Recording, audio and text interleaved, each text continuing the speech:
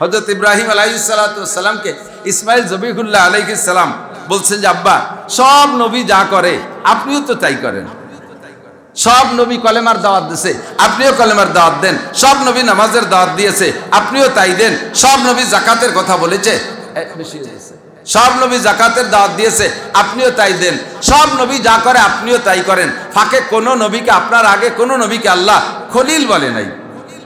ইব্রাহিম খলিলুল্লাহ, বলেন ইব্রাহিম খলিলুল্লাহর মানে কি? আল্লাহর ক্লোজ ফ্রেন্ড, নিকটতম বন্ধু।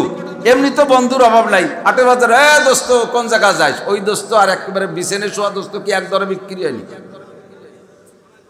তো আল্লাহ পাক রব্বুল আলামিন এই দোস্ত বোঝানোর জন্য আরবিতে অনেক শব্দ, সদিক, রফিক, হামিম, হাবিব, এই অনেক শব্দ আছে, তার ভিতরে খলিলও একটা। তো খলিল কইল কেন আপনাকে? তো ইব্রাহিম আলাইহিস সালাম জবাব দিচ্ছে আমি 3 গুণে আল্লাহর খলিল হইছি। কয় গুণ মনে থাকবে? তার খলিল হইছি কি কি আব্বা বলেন? তাই 1 নম্বর গুণ হলো আমি কখনো মেহমান ছাড়া খানা খাই না। এই ছাত্ররা মুখস্থ করো, আমরা আর বেশি দিন থাকবো না, এসে ওয়াজ করা লাগবে না, পড়িয়ে ওয়াজ করার দিন শেষ। মোবাইল পেয়ে গেছো না, পড়ালে বাস, শুনিয়ে 2 লাইন মুখস্থ রাখতে পারলে এনে এসে বসবা, মাইক ধরতে পারলে খালি টের পাও, ফু দিলি টাকা, কমপক্ষে শিখে রাখিস। আর পড়িলে শেখার দিন শেষ, কতক্ষণ না। ছাত্রদেরকে মাদ্রাসায় নিজি মসজিদের মধ্যে যেয়ে দেখি, আমার মাদ্রাসার মসজিদে 2 দল গোল হইয়া বসিয়ে গেম খেলতেছে। সেই দুটি নিয়ে গেলাম মোবাইল, পড়ালেখা সব শেষ হয়ে গেছে। এই জন্য ছাত্রটা একটু খেয়াল করবে। 3 গুণে আল্লাহর খলিল। কয় গুণ? 1 নম্বর গুণ হলো আমি মেহমান ছাড়া খানা খাই না। মানুষ মেহমান পাইলে ভালো, না হইলে বিড়াল কুত্তে হয় নিও, তাদের প্লেটে করে খাবার দিয়ে তোরা আগে খা, তারপরে আমি খাই। এই যেদিন থেকে এই অভ্যাস শুরু করছে সেই দিন থেকে উনি মেহমান ছাড়া কোনোদিন খানা খায় না। সূরা জারিয়াতের মধ্যে আসছে, আল্লাহু আকবার। একবার উনি এই সিদ্ধান্তে যে মেহমান ছাড়া খানা খাবে না, আর মেহমান ওনার বাড়ি আসবে কি আসবে না, মেহমান পাবে কি পাবে না, এটাও কুদরতি কলমে আগে লৌহে মাহফুজে লেখা আছে না নাই? সব কিছু তকদির আগে লেখা আছে না? তো পরপর 3 দিন ওনার নামে কোনো মেহমান বরাদ্দ নাই। খেয়াল করেন, পরপর 3 দিন কোনো মেহমান বরাদ্দ নাই। তো এখন রান্না হয় খায় না, রান্না হয় বসে থাকে, অক্ত চলে যায়, মেহমানও আসে না, খায়ও না, এমন করে 3 দিন চলে গেছে। তো 3 দিন না খাওয়ার পরে অত্যন্ত ক্লান্ত হয়ে গেছে, দুর্বল হয়ে গেছে, নিস্তেজ হয়ে গেছে। আর সে আজিমের মালিকের কুদরতি কলিজায় সাড়া দিছে। আল্লাহ পাক রব্বুল আলামিন জিবরিল আলাইহিস সালাম আর মিকাইল আলাইহিস সালামকে সাথে আরো 8 জন ফেরেশতা দিয়ে, মোট 10 জন অথবা 8 জন, মোট টোটাল 8 জন দিয়ে মেহমানের রূপ দিয়ে পাঠাইছে, যাও আমার ইব্রাহিমকে খানা খায় আসো। উনি তো মেহমান পাইলেই খাবে।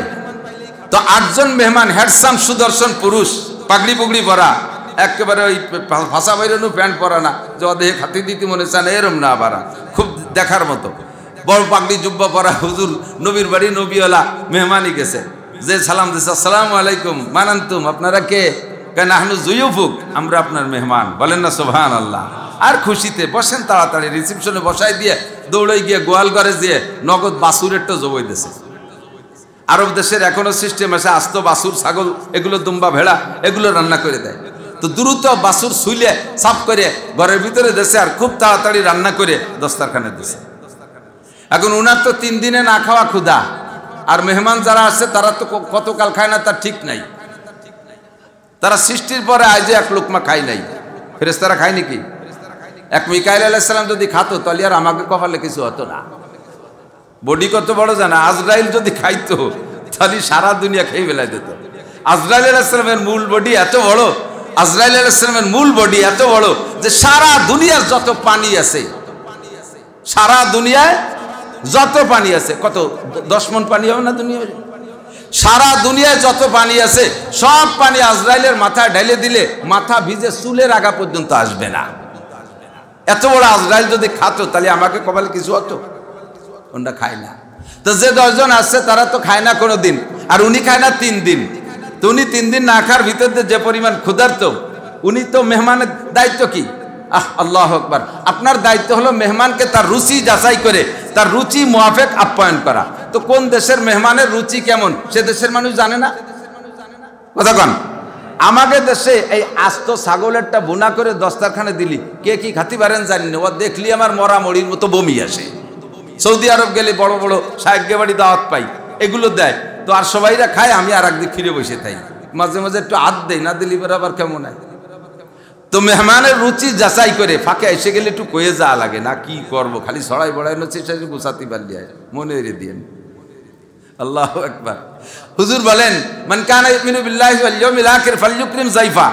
আল্লাহ তাআলার প্রতি যার বিশ্বাস আছে, মান কানা ইউমিনু বিল্লাহ, যে আল্লাহকে বিশ্বাস করে, ওয়াল ইয়াউমিল আখির, আর আখিরাতের দিনকে বিশ্বাস করে, ফালইউকরিম যায়ফা, সে মেহমানকে তার মর্যাদা বুঝে সেইভাবে ইকরাম ইহতিরাম করো, এটা ঈমানের অঙ্গ।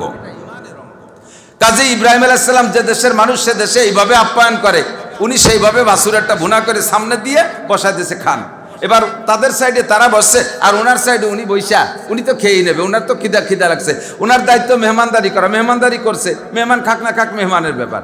তো মেহমানরা ওই গোস্তে হাত দেয়, মুখে হাত নেয়, কিন্তু ছেড়েও না, গালেও দেয় না, মুখেও দেয় না, আর উনি এক পয়সা খেয়েই নিচ্ছে।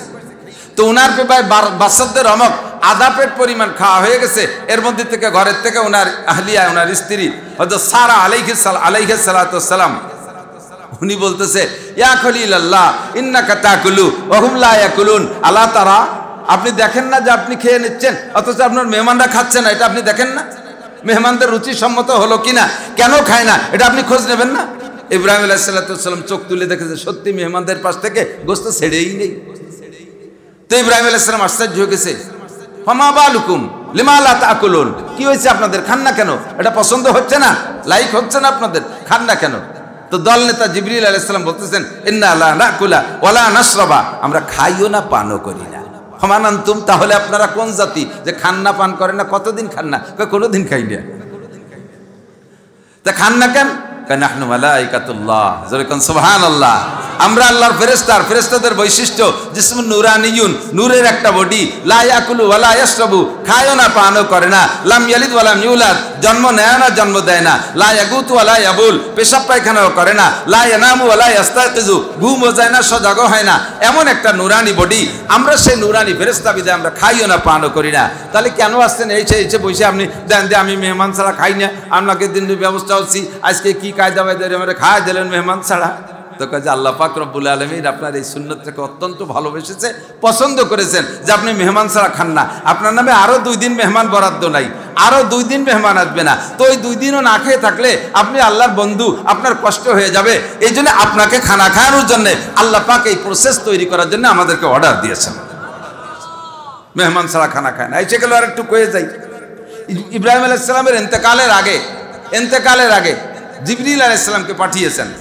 এমন করে সমস্ত নবী রাসূলদের কাছে ফেরেশতা জিবরাইলকে আল্লাহ তাআলা পাঠান এই খেয়াল করেন এই প্রস্তাব দেওয়ার জন্য।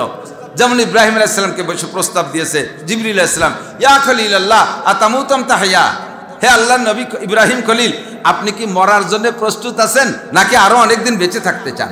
দুনিয়ার স্বাদকে আরো নেবেন নাকি মরার জন্য রেডি আছেন?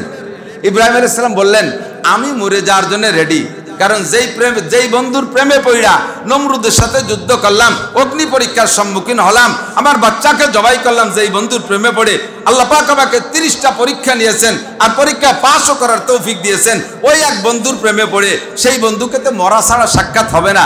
কাজে আমি মরার জন্য প্রস্তুত আছি, আমি মরা ছাড়া বন্ধুর সাথে দেখা হবে না, আমি মরার জন্য প্রস্তুত আছি। তবে জিবরাইল, আমার একটা প্রস্তাব আছে। কি প্রস্তাব? কয় যে আমি দুনিয়ায় বেঁচে থাকা কালে কোনোদিন মেহমান ছাড়া খাইনি। আরে ভাই খেয়াল, আমি দুনিয়ায় বেঁচে থাকা অবস্থায় জীবদ্দশায় কখনো মেহমান ছাড়া খানা খাইনি। আমার মনের একটা তামান্না, মরার পরেও কিয়ামত পর্যন্ত আনেওয়ালা মানুষ আমার মেহমান হবে আর আমি মেজবান হব। আমি মেজবান মানে বাড়িওয়ালা, আমি মেহমানদারি করনেওয়ালা, সারা দুনিয়ার সমস্ত মানুষ মেহমান হবে, এমন একটা মেহমানখানা আমি খুলে রেখে যেতে চাই, যার থেকে সেই মেহমানদারির নেকি আমার আমল নামে আসতে থাকবে। এই প্রসেসটা আমাকে বলো, পদ্ধতিটা আমাকে বলো, তোমার জানা থাকলে বলো, নইলে আরশে আজিমের মালিকের কাছ থেকে শুনে এসে বলো। জিবরাইল বলেন, তাহলে একটু বসেন, আমি শুনিয়ে আসি উপরের থেকে। জিবরাইল চলে গেছেন যাইয়া আল্লাহ পাকের কাছে প্রস্তাব দিয়েছে, আল্লাহ তোমার খলিল তো মরার জন্য রেডি হয়েছে, কিন্তু সে তার আগে মরার আগে এমন একটা কাজ করে রেখে আসতে চায়। আল্লাহ পাক বলেন, ঠিক আছে, 1 মুঠ লবণ নিয়ে যাও, 1 মুঠ লবণ নিয়ে যাও, চিনি নিও না, কারণ ওর ডায়াবেটিস আলারা খায় না। লবণ যে কোনো ভাবে রান্না করে হোক, কাঁচা হোক, লবণ খাবে সারা পৃথিবীর মানুষ, কথা বলেন, বিস্কুটের মাধ্যমে, কেকের মাধ্যমে, ভাতের মাধ্যমে, তরকারির মাধ্যমে সব জায়গা কম বেশ লবণ থাকবেই থাকবে। এক মুঠ লবণ নিয়ে পানিতে ছেড়ে দাও, আর মিকাইলরে বলো, পানির দায়িত্ব তো পানি মন্ত্রী তো মিকাইল আলাইহিস সালাম, উনারে বলো পানির মাধ্যমে সারা পৃথিবীর মানুষের কাছে যাতে লবণ পৌঁছিয়ে দেয়। আর বিশ্বের যে প্রান্ত থেকে, যেখান থেকে পানির ভিতর থেকে লবণ বের করে খাবে, সে জায়গার থেকে আমার ইব্রাহিমের মেহমান হবে, আর ওই লবণ খাওয়া মেহমানদারির নেকি আমার ইব্রাহিম পাইতে থাকবে। এক মুঠ লবণ কটুক। ইব্রাহিম আলাইহিস সালামের মুঠ কত বড় ছিল, বাংলাদেশের চেয়ে বড় মুঠ তো মুঠই, কিন্তু এই হাতের বরকতি আলাদা, এই হাতের বরকতি আলাদা। ওইটার হাতের ভিতরে নিয়ে রগড়াইয়া পানিতে যখন ছেড়ে দিয়েছে আল্লাহ তাআলা এই পানির ভিতরে লবণকে টনকে টন কি পরিমাণ বানাচ্ছে, কিয়ামত পর্যন্ত আর কোনোদিনও লবণের সংকট এখনো হয় নাই, কোনোদিনও হবেও। ইব্রাহিম আলাইহিস সালামের হাতের বরকত, আল্লাহু আকবার। তো দোস্ত, ইব্রাহিম আলাইহিস সালাম এই মেহমানখানা খুলে রেখে গেছেন। এদিক তাকান, একটু কথা বলি, ফাঁকে একটু বলে নেই। ইব্রাহিম আলাইহিস সালামের তো নেকির অভাব ছিল, এই জন্যই পরবর্তীতে একটা লাইন করে গেছে যে যা কামাই গেলাম এতে তো বাকি খেয়ে বাঁচতে পারবো না, একটা হদ খুলে দিয়ে গেলাম কবরে বসে ওইতে যাতে বিষেরটা আসতি তাহলে এই নাকি প্রশিক্ষণ দিয়ে গেছে। জলিলুল কদর নবী রসুল ইব্রাহিম আলাইহিস সালাতু ওয়াসসালাম, মুসলিম জাতির পিতা, আমার নবীর চাইতে বড় নবী পৃথিবীতে আসে নাই। ইব্রাহিম আলাইহিস সালামের চাইতে শত হাজার গুণে দামি আমাদের নবী, কথা বলুন ঠিক ঠিক না? সেই আমাদের নবীও ইব্রাহিম আলাইহিস সালামের সুন্নত অনেকগুলো নিজের শরীয়তের মধ্যে রেখে গেছে, যে এটা মিল্লাত আবিকুম ইব্রাহিম, এটা তোমাদের জাতির পিতা ইব্রাহিম আলাইহিস সালাম। ওখান থেকে ইব্রাহিম আলাইহিস সালামের সুন্নত যেমন বগলের পশম পরিষ্কার করা, তারপরে মোছ কাটা, দাড়ি রাখা, খতনা নেওয়া, তারপরে নখ কাটা ইত্যাদিটা ঢিলা ব্যবহার করা, মেসওয়াক ব্যবহার করা, এরকম অনেক সুন্নত ইব্রাহিম আলাইহিস সালামের সুন্নত। সেগুলো সর্বোপরি ইব্রাহিম আলাইহিস সালামের কুরবানি আমাদের ভিতরে এখনো পর্যন্ত আছে, কিয়ামত পর্যন্ত চলতে থাকবে। এজন্য ইব্রাহিম আলাইহিস সালাম জাতির পিতা, এত বড় জলিলুল কদর নবী হইয়া মরার পরে কিয়ামত পর্যন্ত যদি সদকা জারিয়ার একটা লাইন খুলে রেখে যেতে পারে, তাহলে আমার আপনার দরকার আছে না নাই? জন সদকা কইছি টের পাইছে না, অর্ধেক লোককে কইছে আছে, আর অর্ধেক কই না দরকার নেই, দরকার নাই তা কই নি, চুপ করে রয়েছে। আমার আপনার এমন করে ট্রাস্ট খুলে রাখা দরকার আছে না নাই? সদকা জারিয়ার লাইন খোলা দরকার আছে না নাই? আল্লাহ তৌফিক দান করুক, বলেন আমিন। ইব্রাহিম আলাইহিস সালামের 2 নম্বর সুন্নত মনে আছে নাকি, যে কারণে আল্লাহর খলিল হয়েছে? দ্বিতীয় নম্বর গুণ হলো কয় কি, আমি দিন ও দুনিয়া আমার সামনে একসাথে উপস্থিত। দিন ও হালাল দিন, মানে দুনিয়া হালাল দুনিয়া, আর দিন তো দিনই। দিন বোঝেন? দিন মানে রাত দিনের দিন না, ধর্ম দিন, ধর্মের কাজ, দিনের কাজ, এটা তো অবশ্যই আল্লাহ মনোনীত। আর দুনিয়া তার সামনে একই সাথে উপস্থিত, দুনিয়া এবং বৈধ দুনিয়া, হারাম না। এই বৈধ দুনিয়া ধরতে গেলে জাস্ট টাইমে দিনের ওই কাজটা ছুটে যায়। খেয়াল করতেছে না? খেয়াল করতেছেন? খেয়াল করতেছেন? আপনি ওই 3 গুণ অর্জন করতে পারলে আল্লাহর খলিল হবেন নিশ্চিত। কয় যে খলিল, আমাকে গ্রামে কত খলিল আছে, আগে শোষে না, মুইতে পারি না, নামাজ পড়ে না, খলিল। ওরম খলিল আমাকে দেশে আছে, একজনের নাম আতর আলী, গায়ে ফাটার গন্ধ।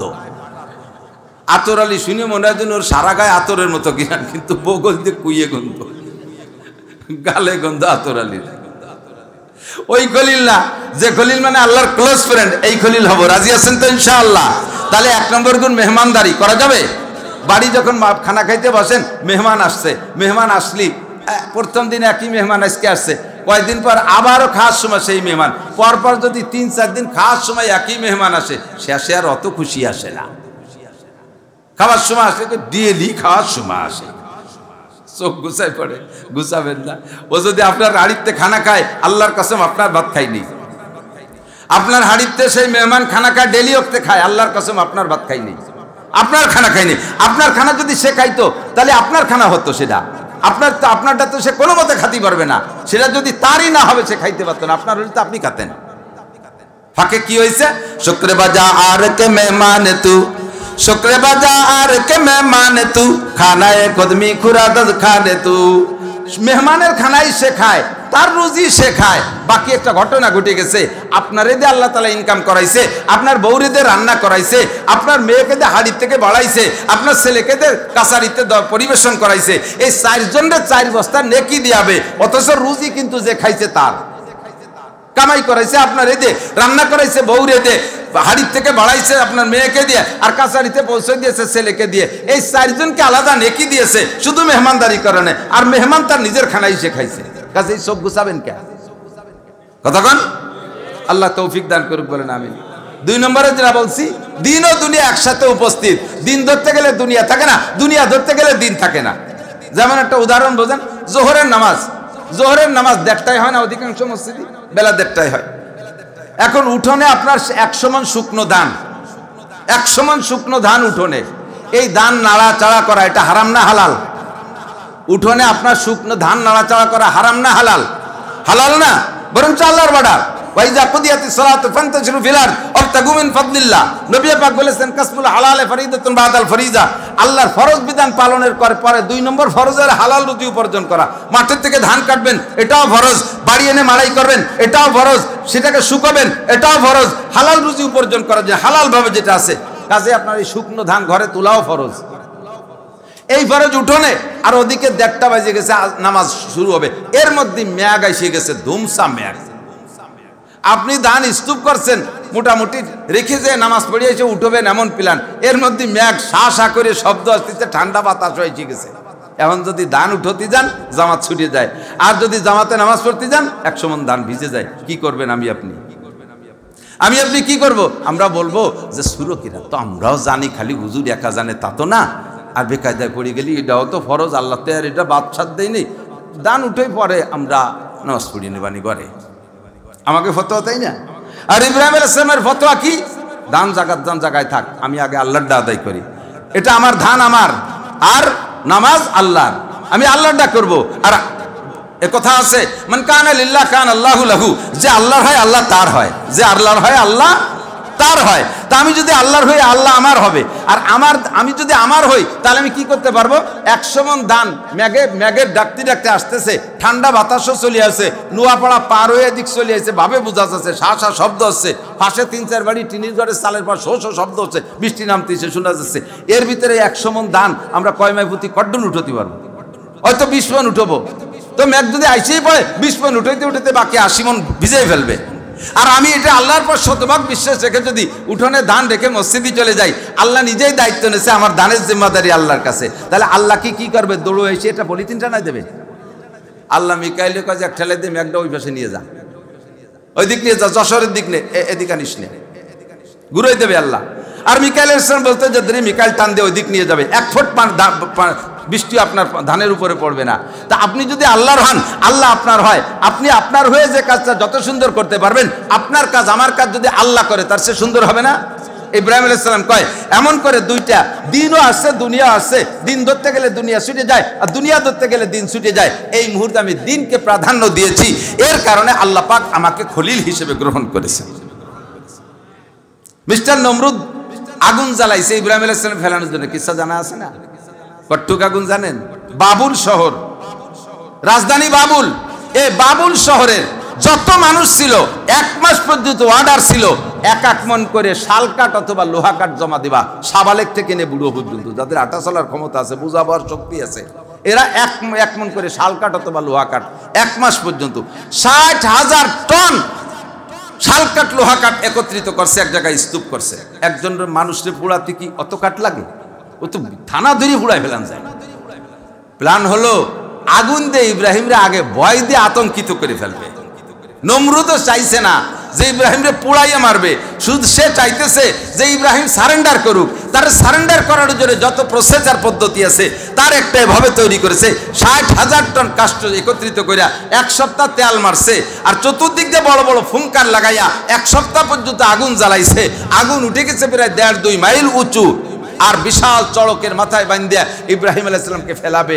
ইব্রাহিমকে প্রস্তাব দিয়েছে, ইব্রাহিম তুমি এখনো বলো, তুমি একটা সুযোগ নাও, তুমি দরকারে 1 মাস সুযোগ নাও, নইলে 1 বছর সুযোগ নাও, যে আমারে সুযোগ দেন, আমি 1 বছর ভাবিয়ে দেখি নমরুদ আপনারে আল্লাহ বলবো, আপনারে খুদা বলবো, না আমার আল্লাহরে খুদা বলবো, এই বলে আমারে ভাবার জন্য 1 বছর সুযোগ দেন। তাহলে নমরুদ ইব্রাহিমকে ছেড়ে দিতেন, ইব্রাহিম আলাইহিস সালামকে ছেড়ে দিত। কিন্তু ইব্রাহিম আলাইহিস সালাম কি ছিল, আবার কাল বিলম্ব কি, এখানে কি আছে? এই আগুনে ফেলাবে আর পুড়িয়ে যাবো, পুড়িয়ে মরার পরেই তো আমি জান্নাতে চলে যাবো। কন্যা সুবহানাল্লাহ, আমি আগুনে পুড়ে মরার পরেই তো জান্নাতে চলে যাব। কাজে আমার এই আগুনে ভয় পেয়ে দেরি করার কি দরকার? ইব্রাহিম আলাইহিস সালাম বললেন, হে নমরুদ, তোর ভিতরে খোদা হওয়ার কোনো যোগ্যতা নাই, তুই কিসের খোদা? তোর ভিতরে কি যোগ্যতা আছে? নমরুদ কয়, তোমার খোদা কি পারে, আমি তাই পারি। কদি আবাল রে কি করতে যায়, কয় তোমার ক্ষুধা যাবার আমিও তাই পারি। ইব্রাহিম আলাইহিস সালাম কয় যে আমার ক্ষুধা ইহয়ি ওয়া ইউমীত, মারতেও পারে বাঁচাতেও পারে। নমরুদকে ওয়ানা ওহি ওয়া উমির, অযোগ্যতা তো আমার আছে, আমিও মারতেও পারি বাঁচাতেও পারি। ইব্রাহিম আলাইহিস সালাম কথা তুই মারি বাঁচা দেহা দি। জেলখানাতে দুটো আসামি ডাকে এনে একটার নামে ফাঁসির অর্ডার হয়েছিল, সেটা তো মরবে। যেটা ফাঁসির অর্ডার হয়েছে সে মরবে না, তার তো মেরে ফেলতে হবে। আর যেটা বেকসুর খালাস হবে সেটা তো নিরপরাধী খালাস হয়ে গেল। তো যেটা খালাস হয়ে যাবে ওই ডেরে ধরে জবাই দিছে, আর যেটার নামে ফাঁসির অর্ডার ছিল ওই ডেরে ছাড়িয়ে দিছে। দেখ এই যে মারলাম আর বাঁচালাম। ইব্রাহিম আলাইহিস সালামকে আল্লাহ তুমি এত বড় ধামড়ারে এত বড় দেশের মালিক বানাইছো যে মারা বাসা বোঝে না। এ কি আবালের আবাল, এ মরা বাসা বোঝে না। মরা বাসা কে না বোঝে? মরারে বাঁচাইতে পারে, বাসারে মারতে পারে। এর মানে কি? যেটা মারা গেছে সেটা জীবিত করতে পারে, ঠিক না? আর বেঁচে যে আছে তারা মেরে দিতে পারে, কিন্তু সে জায়গা সে কি ও বোঝে না। তো ইব্রাহিম আলাইহিস সালাম কয় যে এরে এভাবে হবে না, কুকুর যেমন মুগুর সেরম লাগবে। ইন্নাল্লাহা ইয়াতি বিশ-শামসি মিনাল মাশরিক ফাতি বিহা মিনাল মাগরিব। আমার আল্লাহ জীবন ভরে সূর্যটারে পূব দিক থেকে উঠাইয়া পশ্চিম দিক ডুবোয়, তুই পারলি উল্টো দিক থেকে আন। তুই যেহেতু খোদা হিসেবে একটা পাওয়ার আছে, আমার আল্লাহ খোদা বিদায় এই দিক দিয়ে উঠো জীবন ভরে, তুই পশ্চিম দিক দিয়ে উঠো। এত বড় মানে নির্বোধ, এত বড় বোকা, ও তো কলিকতিবাদ যে পূব দিক দিয়ে তো আমি উঠোই, তোমার আল্লাহ ফেসতে উঠো, সে বুদ্ধিও নাই। এ কলিয়ে তো হয়ে যেত, প্রার্থনা করছি আমি পূর্ব দিক থেকে যে সূর্য ওঠে এটা আমি উঠোই, তোমার আল্লাহ পারলে এই দিক দিয়ে আনুক, এ বললেও হতো। আর এ যদি বলতো নমরুদ, আর ইব্রাহিম আলাইহিস সালাম যদি আল্লাহকে বলতেন তা আমার আল্লাহ পশ্চিম দিকে সূর্যকে ফেরত দিতে পারতেন কি পারতেন না? কিন্তু সে বোধ হয় নাই। ফাবুহিতাল্লাযী কাফার, আবার কোরআন শরীফের শব্দ কি? ফাবুহিতাল্লাযী কাফার, লাজবাব হয়ে গেছে, নির্বাক হয়ে গেছে নমরুদ, কার হয় না। এত বড় বোকা, সে প্রস্তাব দিয়েছে ইব্রাহিম তুমি শুধু আমাকে খোদা বলে বলো, অথবা তুমি টাইম নাও, ওয়েটিং নাও, দেরি কর, আমার সুযোগ দেন। ইব্রাহিম আলাইহিস সালামকে কোনো সুযোগের দরকার নেই। আমি পড়েছি আমানতু বিল্লাহি রাব্বিল আলামিন, আমি রব্বুল আলামিনের পর বিশ্বাস রাখি। তুই কিডা? তোর কি পাওয়ার আছে? কি পারিস তুই? খালি সুযোগ নে, তোর সময় মতো দোলাই দেওয়া হবে। তো দোস্ত, এই মুহূর্তে ইব্রাহিম জানে না যে আগুন ফুলবাগান হবে। ইব্রাহিম জানে না যে আগুন তার জন্য শান্তিদায়ক হবে। ইব্রাহিম তখনও জানে যে আগুনের যে স্বভাব, আমার বেলাইলে পুড়িয়ে আমি ছাইভস্ম হয়ে যাব, এ বুঝতেছেন। কিন্তু তাহলে কি আসছেন একসাথে বলেন? দিন ও দুনিয়া একসাথে এসে গেছে না? একদিকে আল্লাহর প্রতি বিশ্বাস, আর একদিকে যান বাঁচানোর জন্য দুনিয়ার আগুনি থেকে বাঁচার পথ অবলম্বন করা। এই দুইটা যখন এক জায়গায় আসছে, ইব্রাহিম আলাইহিস সালাম কয় আমি আগুনই পুড়িয়ে যাব, তবু আমি আমার আল্লাহর সাথে কেউ শরীক করতে পারবো। আপনারা কি পারবেন? পারবেন শরীক করতে? খানেওয়ালা খিলানেওয়ালা কে? বাঁচানেওয়ালা কে? মারনেওয়ালা কে? ধারাবাহিক বলতে থাকেন কে? রিজিক দাতা কে? সম্মান দেয় কে? সিনে নেয় কে? কেড়ে নেয় কে? সর্বময় ক্ষমতার মালিক আমার আল্লাহ। আমার রাজনৈতিক নেতারা ইমান ঠিক করে রাখলে দিন একা ইয়াকফিকাল আমালুল কলিল, ইমান রে ফ্রেশ করেন, নইলে কিন্তু কোনোটাই কাজ হবে না। যত চাপাবাজি করেন, কবরে যাওয়ার পরে আপনার মতো নেতারে বাড়ইয়ে তেনা বানায় ফেলবে। আমার মতো মৌলবীর কোনো খাবার থাকবে না যদি লাইন মতো মরতে না পারি। কতক্ষণ মুশরিক হয়ে যায় নির্বাচন আসলে, রাজনীতি করতে করতে ইমান নষ্ট করে ফেলে। কয় কি কয়? জনগণ ক্ষমতার উৎস, ক্ষমতার উৎস জনগণ। কয় কি কয় না? কয় না? সব রাজনৈতিক দল কয় জনগণ ক্ষমতার উৎস। জনগণ যদি ক্ষমতা সেদিন কে বলছে এই কথাটা? সেই 1400 বছর পর্যন্ত উলামায়ে কিরাম, নবী রাসূলরা বোঝানোর চেষ্টা করছে, হাজার হাজার বছর ধরে উলামায়ে কিরাম 1500 বছর আখেরি নবীর উম্মত বোঝানোর চেষ্টা করতেছে ক্ষমতার উৎস কে? আরে জোরে বলেন না কে? একমাত্র আল্লাহ, আর কেউ না। চোখে আঙ্গুল দিয়ে আল্লাহ দেখায় দেয়। 42টা রাষ্ট্র শক্তিধর, যে কেউ ন্যাটোর সদস্য হতে পারে না। যারা নিজস্ব প্রযুক্তি দিয়ে অস্ত্র তৈরি করতে পারে, অত্যাধুনিক অস্ত্র, তারাই ন্যাটোর সদস্য হতে পারে। ইউক্রেনরা কিন্তু বিশাল বড় বিজ্ঞানী আছে, ওরা অস্ত্র বানাইতে পারে, অথচ তাদেরকে ন্যাটোর সদস্য বানাই নেই এতদিন। এবার ওই যে ট্যাম্প কায়দাবাই মনে ডুন সৃষ্টি হচ্ছে। আমাদের মুসলিম কান্ট্রির ভিতরে একমাত্র খালি তুরস্ক আছে ন্যাটোর সদস্য। এই ন্যাটোতে সব দল সবাইরে নেয় না। এত বড় ন্যাটো বাহিনী, 42টা দেশ, কত দেশ? 42টা দেশের ন্যাটো বাহিনী ঐক্য হইয়া আফগানের কয় মোল্লারে মারার জন্য সেই জায়গা বাগরাম এয়ারপোর্ট একটা বানাইয়া সেই জায়গা 20 বছর পর্যন্ত আমেরিকা মারছে, আর এর আগে 22 বছর পর্যন্ত রাশিয়া মহাশক্তি মারছে। এই দুই দলের পেশাপেশি মারামারির ভিতরে আর কি আফগানে মানুষ থাকার কথা? তার ভিতরে যা আছে কয়টা মোল্লা মৌলবী, কয়টা মোল্লা মৌলবী, নামও তাকে মোল্লা, নামও কি পাগড়ি ভরা মোল্লা, পায়জামা ভরা মোল্লা, এটা সৈদ্রে ভরা মোল্লা, মিলা থোড়া মোল্লা, এ বাড়ি ও বাড়ি যাই মিলা থড়ি বেড়ায় সেই মোল্লা। সেই মোল্লা গিয়াতে কিছু নাই, চায়নাতে কয়টা ক্লাসিন কপ নিয়ে এই আমেরিকান আর ন্যাটো বাহিনীর অত্যাধুনিক বিশ্ব চ্যাম্পিয়ন সমস্ত অস্ত্র, বিমান, রকেট, হেলিকপ্টার সব আছে, সাজোয়া ট্যাঙ্ক সব আছে, বড় বড় কামান গোলা বারুদ আছে, সবগুলোকে 42 বছর পর্যন্ত লড়াই করে এত বড় ক্ষমতাকে উলাঙ্গা করে ছেড়ে দিয়েছে, ল্যাংটা হয়ে পালাইছে, লাস্টে পরনে জাঙ্গিয়াটাও খুলি থুয়ে দৌড়াইছে বিলাড়াড়ি কোনা কোনি বিলির মধ্যে দিয়ে সাইডিয়ে বিমানের ডেনা দলে ঝুলিয়ে রয়েছে। দেখছেন না এ কি পুরনো বানায়নি কিচ্ছা নাকি? আগের 1500 বছর আগের কিচ্ছা, ও পুরন কথা বাদ দাও, ওই হয় নাকি এমনি চোখের সামনে আল্লাহ দেখাই দেয়।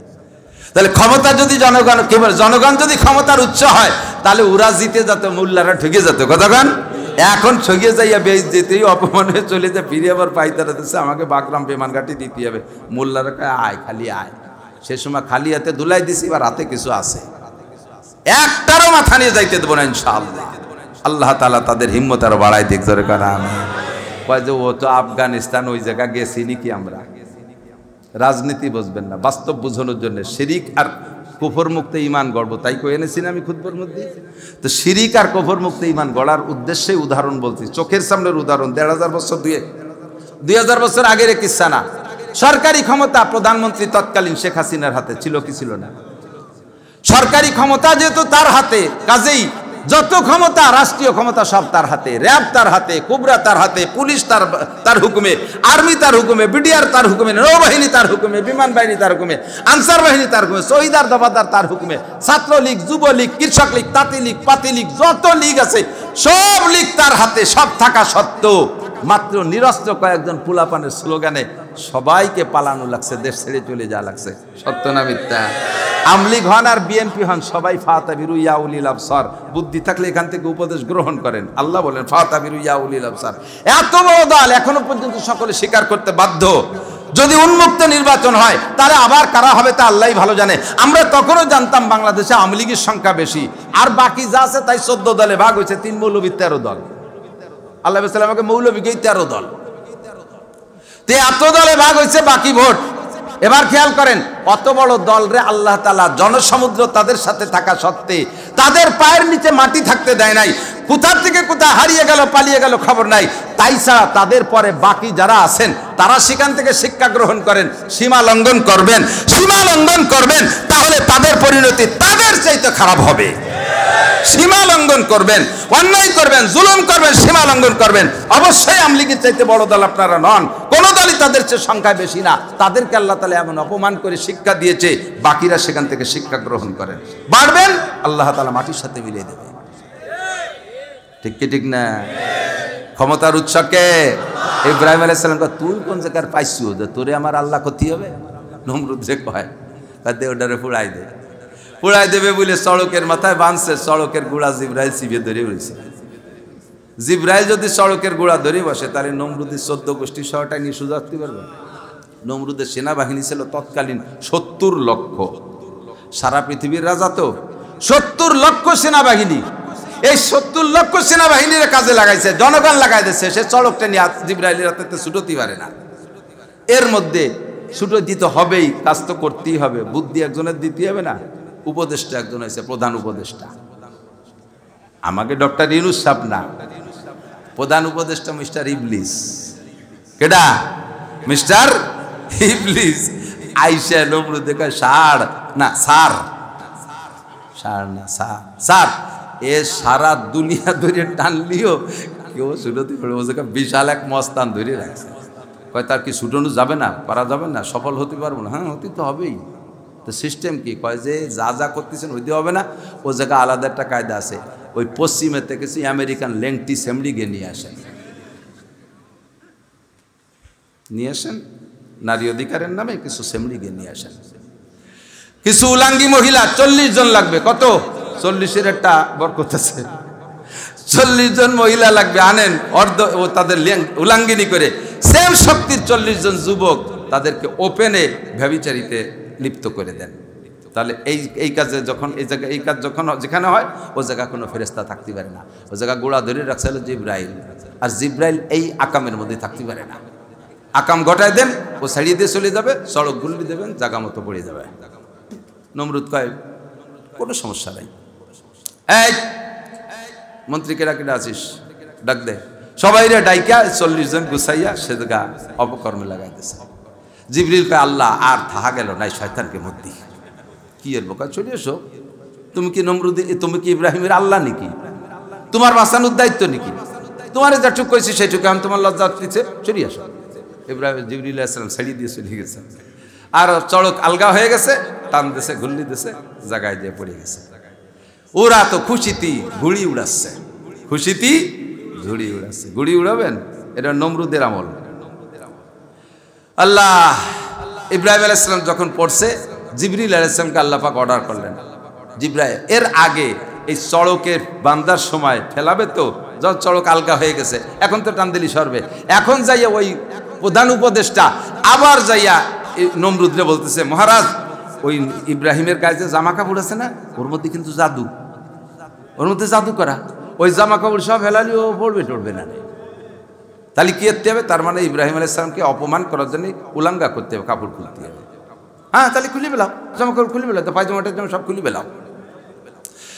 উনি কল খোলার অর্ডার দিচ্ছে, আর ওদিকে আল্লাহ পাক তো জানে কি দিয়ে কি করবে। জিবরিলকে বলেন এক্ষুনি, কোনো দেরি হবে না, জান্নাত থেকে পোশাক, জান্নাতের ওই যে জায়গা ফেলাবে আগুনের ভিতরে, ওই জায়গা খান খাট, ওই জায়গা খান খাট দিবা, আর জান্নাতের পোশাক একদিক দিয়ে জামা খুলবে নমরুদ, আর এক দিক দিয়ে তুমি আমার ইব্রাহিমকে জান্নাতের পোশাক পরাই দিবা। জিবরিল আলাইহিস সালামকে আল্লাহ এ তো খুলে ফেললো দেখতে দেখতে, আমি এত তাড়াতাড়ি কোনতে কি আনবো তো বুঝে উঠতে পারতেছি না। সে জান্নাত তো কত দূর, আলকা সব জানি না। তোমার তো যানবাহন আমি স্লো যানবাহন দেয়নি, দ্রুতগামী। জিবরিলের দুইটা ডানাকে একবার বাড়ি মারলে, দুইটা ডানাকে একবার বাড়ি মারলে একে বাড়িতে 1,86,000 মাইল পথ যায়। তো 600 ডানা পিটে তুমি যেখান থেকে পারো নিয়ে আসো। মুহূর্তের ভিতরে জিবরাইল দৌড়ে যাইয়া জান্নাতের জামা আর জান্নাতি খাটাই নিয়ে খাটটা ভিতরে বসাই দিয়ে আইসে ইব্রাহিম আলাইহিস সালাম একদিক দিয়ে ওনার পোশাক খোলে, আর আরেক দিক দিয়ে জিবরাইল জান্নাতের পোশাক পরাই দেয়। ওরাও জিবরিল ইব্রাহিম আলাইহিস সালামের সতর দেখে নাই। শয়তান রে নমরুদ পাই, তুই তো কলি যে কাপড় খুলে ফেললি ল্যাংটা হয়ে যাবে, তা সে কাপড় তো খুললাম, ল্যাংটা তো হয় না, তার শরীরে তো কিছু দেখি না। ওই তো বড় জাদু করতো, জাদু দিয়ে ঠিক রাখছে। কোন জাদুতে কি খেলা খেলতেছে তা তো আর ওই শয়তান জানে না, মূল শয়তান জানে, নমরুদ তো আর তা জানে না। এটা তো আর হাত দিতে পারবে না, এটা তো আর নমরুদের বাপ ওই জান্নাতি জামা গাইতে খুলতে পারবে না। ওই জামা জান্নাতে জামায় আগুন স্পর্শ করে না। যখন আগুনের মধ্যে ফেলাই দিছে আর খাটের উপরে যে বসছে, সেই যেখানে ফেলাইছে চড়কের মাপ মতো ওখানেই খাট বসাই দিছে, জান্নাতের খাটে বসা, জান্নাতের পোশাক পরিহিত। কন্যা সুবহানাল্লাহ। আপনিও পরীক্ষায় পাশ করেন, আপনিও পরীক্ষায় পাশ করেন, পুরস্কার আপনিও পাবেন। গাজার বাচ্চারা মারা যাচ্ছে, মারা যাচ্ছে, তাদের এখন মরা যেন দৈনন্দিন নিয়মে পরিণত হয়ে গেছে। সামনের পর মারা যাচ্ছে, এরপরে বাকি কজন মরার জন্য রেডি। ভাই এত রেডি কেন? মরার পরেই তো জান্নাতে যাব। কন্যা সুবহানাল্লাহ। ইব্রাহিম আলাইহিস সালাম ফেলাইছে, দিন ও দুনিয়া এক জায়গা আসছে, দুনিয়াকে প্রাধান্য দেয় নাই, দিনকে প্রাধান্য দিছে। আল্লাহ তাআলা পুরস্কারটা নগদ দিয়ে দিছে, জান্নাতি জামা, জান্নাতি খাট। আগুনের ভিতরে বসে রয়েছে, জিবরিল আলাইহিস সালাম খাটের কোনায় বসে বলতেছে, কষ্ট হচ্ছে না তো? আরে আপনার কাছে আমি জিজ্ঞেস করছি কি? ইব্রাহিম আলাইহিস সালামকে জিবরাইল জিজ্ঞেস করছে কষ্ট হচ্ছে না? কয় যে ইব্রাহিম আলাইহিস সালাম কয় যে আগুন কো। আগুনের পর হুকুম জারি করছে কে? কুলনা ইয়া নারু কুনি বারদান ওয়া সালামান আলা ইব্রাহিম। আল্লাহ কয় ঠান্ডা হয়ে যাও, শান্তিদায়ক। আবার আইসক্রিমের মতো না, বরফ হয়ে গেলে পরে তো জমে যাবে না। ইব্রাহিম শান্তিদায়ক ঠান্ডা, বলেন সুবহানাল্লাহ, আল্লাহু আকবার। শান্তিদায়ক ঠান্ডা জায়গায় বসে রয়েছে। আর ওই নমরুদ ও তো খুশিতে বাগবাগ। এরপরে আগুনে একটা বিস্ফোরণ ঘটছে, পাশে 50 কিলোমিটারের ভিতরে যা ছিল সব পুড়ে ছাই হয়ে গেছে, ভিতরে ইব্রাহিমের কিছু হয়নি। এভাবে আমি খলিল হয়েছি। খলিল খালি নাম রাখলি খলিল হয় না, খলিল হতে মেলা কিছু খড়কুটো খরচ করা লাগে। 2 নম্বর মনে আছে নাকি? 3 নম্বর গুণ কি, যেটা বলবো বলে বক্তাকে স্বভাব যায় এক জায়গায় হাত দিয়ে নানান জায়গায় ছড়াই বড়ায় না। 2 নম্বর। 3 নম্বরটা হলো আমি এই জায়গা থেকে এই জায়গা সরিয়ে বসি না যদি ওই জায়গা কোনো বৈধ লাভ না থাকে। আমি যেখানে বসা আছি এখান থেকে এই জায়গা বসবো, এখান থেকে ওই জায়গা সরিয়ে বসতে গেলে আমার বৈধ কোনো লাভ না থাকলে আমি এখানে সরিয়ে বসি না। ওই আখেরাতের লাভ নয় দুনিয়ার কোনো বৈধ লাভ হবে। অর্থাৎ এক কথা আমি সময়কে অপচয় করি না, আমি সময়ের অপচয় করি না। আমি ঘন্টার পর ঘন্টা চায়ের দোকানে বসে বসে টেলিভিশনে দিক বুতুম পেশার মতো তাকায় বসে তাই না, তাই না? বুড়ো বুড়ো মানুষ, কাম নাই কাজ নাই, সংসার থেকে রিটার্ন, এই যাইয়ে তে মাথায় বুসুম দিয়ে বসে রয়েছে। হাঁটু দুহে উঁচু আছে, 2 হাঁটুর মাথায় 2টি টুপি দিলি ঠায় যেন 3 জন বসে রয়েছে। বুড়োর পাশার ঘষায় সে বেঞ্চ মাসে 2 বার পাল্টানো লাগে। ওই যে সকালে যে বসে কাকা আপনি এ জায়গা বসে থাকেন বুড়ো মানুষ টেলিভিশনের সামনে, আরে আমি কি আজে বাজে লোক? কিছুদিন আমি একটু সংবাদ দেই, সংবাদ। উনি সংবাদ না দেখলে সংবাদের সর্বনাশ। সংবাদে কি দেখছেন? ডেলি ওই একটা মাই এই খবর পড়ে, সংবাদ করছে কাকা। আর বলছে কি ইসরায়েল ফিলিস্তিনের কি দেখি হলো জাতিসংঘের খবর, মেয়েটা একদিনও মাথায় কাপড় দেয় না, সংবাদ বলতেছে। না পশ্চিমে মধ্যপ্রাচ্যের খবর কি, ও মেয়েটার দাঁত ফাঁক ফাঁক, সব মাইয়ের গল্প শুনে সংবাদ কি কইছে সে কিছু জানে না। আর আতাল কুড়িয়ে বুড়ো আছে, আতাল কুড়িয়ে বোঝেন তো? আতাল চেনে না? গরু বান্ধে যে জায়গা তারে কি কয়? আতাল। গুয়াল তো ঘর, বাইরে একটা জায়গা বাঁধে না, কি কয়? খেসা। আমাকে দিকে ওই খোলা জায়গায় যেন গরু বাঁধে 5-7টা গড়া দিয়ে খেসা দিয়ে, ওর কয় আতাল। তো ওই জায়গা যার যে গরুগুলো থাকে নড়াচড়া করার ক্ষমতা নাই, কাম কাজ করতে হবে না, ওরে আথাল কুড়িয়ে। সংসারে বুড়োগুলো আথাল কুড়িয়ে, কোনো কাম নাই কাজ নাই, সংসার থেকে রিটায়ার্ড যাইয়ে ওই জায়গা বসে আথাল কুড়িয়ে বসে বসে হাসিনে, খালেদা, ইরশাদ, জিয়া, তারপরে ইউনুস মিনুস যারা আছে সবাই বুদ্ধি দেয়। ইউনুসের কোনো বুদ্ধি নেই, ওটা আয় দেওয়াল, তার বুদ্ধি নাই। তারে আল্লাহ বাংলাদেশের প্রধান উপদেষ্টা বানাইছে, উনি বুদ্ধি ঠিলে এই জায়গা বসে তেমাতা বসে রয়েছে, গোষ্ঠী গোষ্ঠী লুঙ্গি ভাষাইতে খুলি যাচ্ছে, এক পাইতে ল্যাংটা বাড়াই যাচ্ছে, তাও বোধ পায় না, বুদ্ধি ঠিলিয়ে আছে না নাই? কথা কর না, এই জায়গা বসে বসে সময় নষ্ট করেন। আচ্ছা আজান দিলি চাচা মসজিদে আজান দিচ্ছে চলেন, পেট খারাপ, গ্যাস হয়েছে। এই গ্যাস এই জায়গা যে বসে মাইরিয়ে দেয় মাঝে মাঝে, দোকানদারও কেতলি মেতলি ফেলাই দিয়ে দৌড়ানো লাগে। এই গ্যাসের গ্যাস আছে না এরকম? কতক্ষণ না খায়। আগে সিস্টেম ছিল আমাদের ছোটবেলায় সব জিনিসই প্রমোশন হয়েছে, সব জিনিসই প্রমোশন হয়েছে, আপডেট হয়, নতুনত্ব হয়, নতুন আসতেছে। কিন্তু সবচাইতে বেশি প্রমোশন পাইছে পায়খানায়। আগে ছোটবেলায় কত আঁকতে গেছে, তারপরে কত ময়দানে গেছে, তারপরে কত বাগানে গেছে, এরপরে কত টাকটিতে গেছে, এরপরে কয় জামা ফিরতে গেছে, এরপরে একটু ভালো হয়েছে কয় পায়খানায় গেছে, তারপরে কতদিন পর কয় লেট্রিনি গেছে, এরপরে লেট্রিনের পর টয়লেট, তারপরে হয়েছে বাথরুম গেছে না ফাঁকে একবার, বাথরুম, টয়লেটের পর বাথরুম, লেট্রিনের পর টয়লেট, টয়লেটের পর বাথরুম, এখন হয়েছে ওয়াশরুমে যে ফস করে মারি দিয়ে 10 প্রমোশন পাইছে। আমি গুনিয়ে দেখছি সকালবেলা ইচ্ছা করছে 10টা প্রমোশন হয়েছে পায়খানা। আগে পায়খানা আসলে ঘরে বসে গল্প করে মুরব্বীরা, যদি কার বাথরুম আসে বলতো তোরা বয় আমি একটু বাইরেতে আসি, বাথরুম সব বাইরে ছিল না।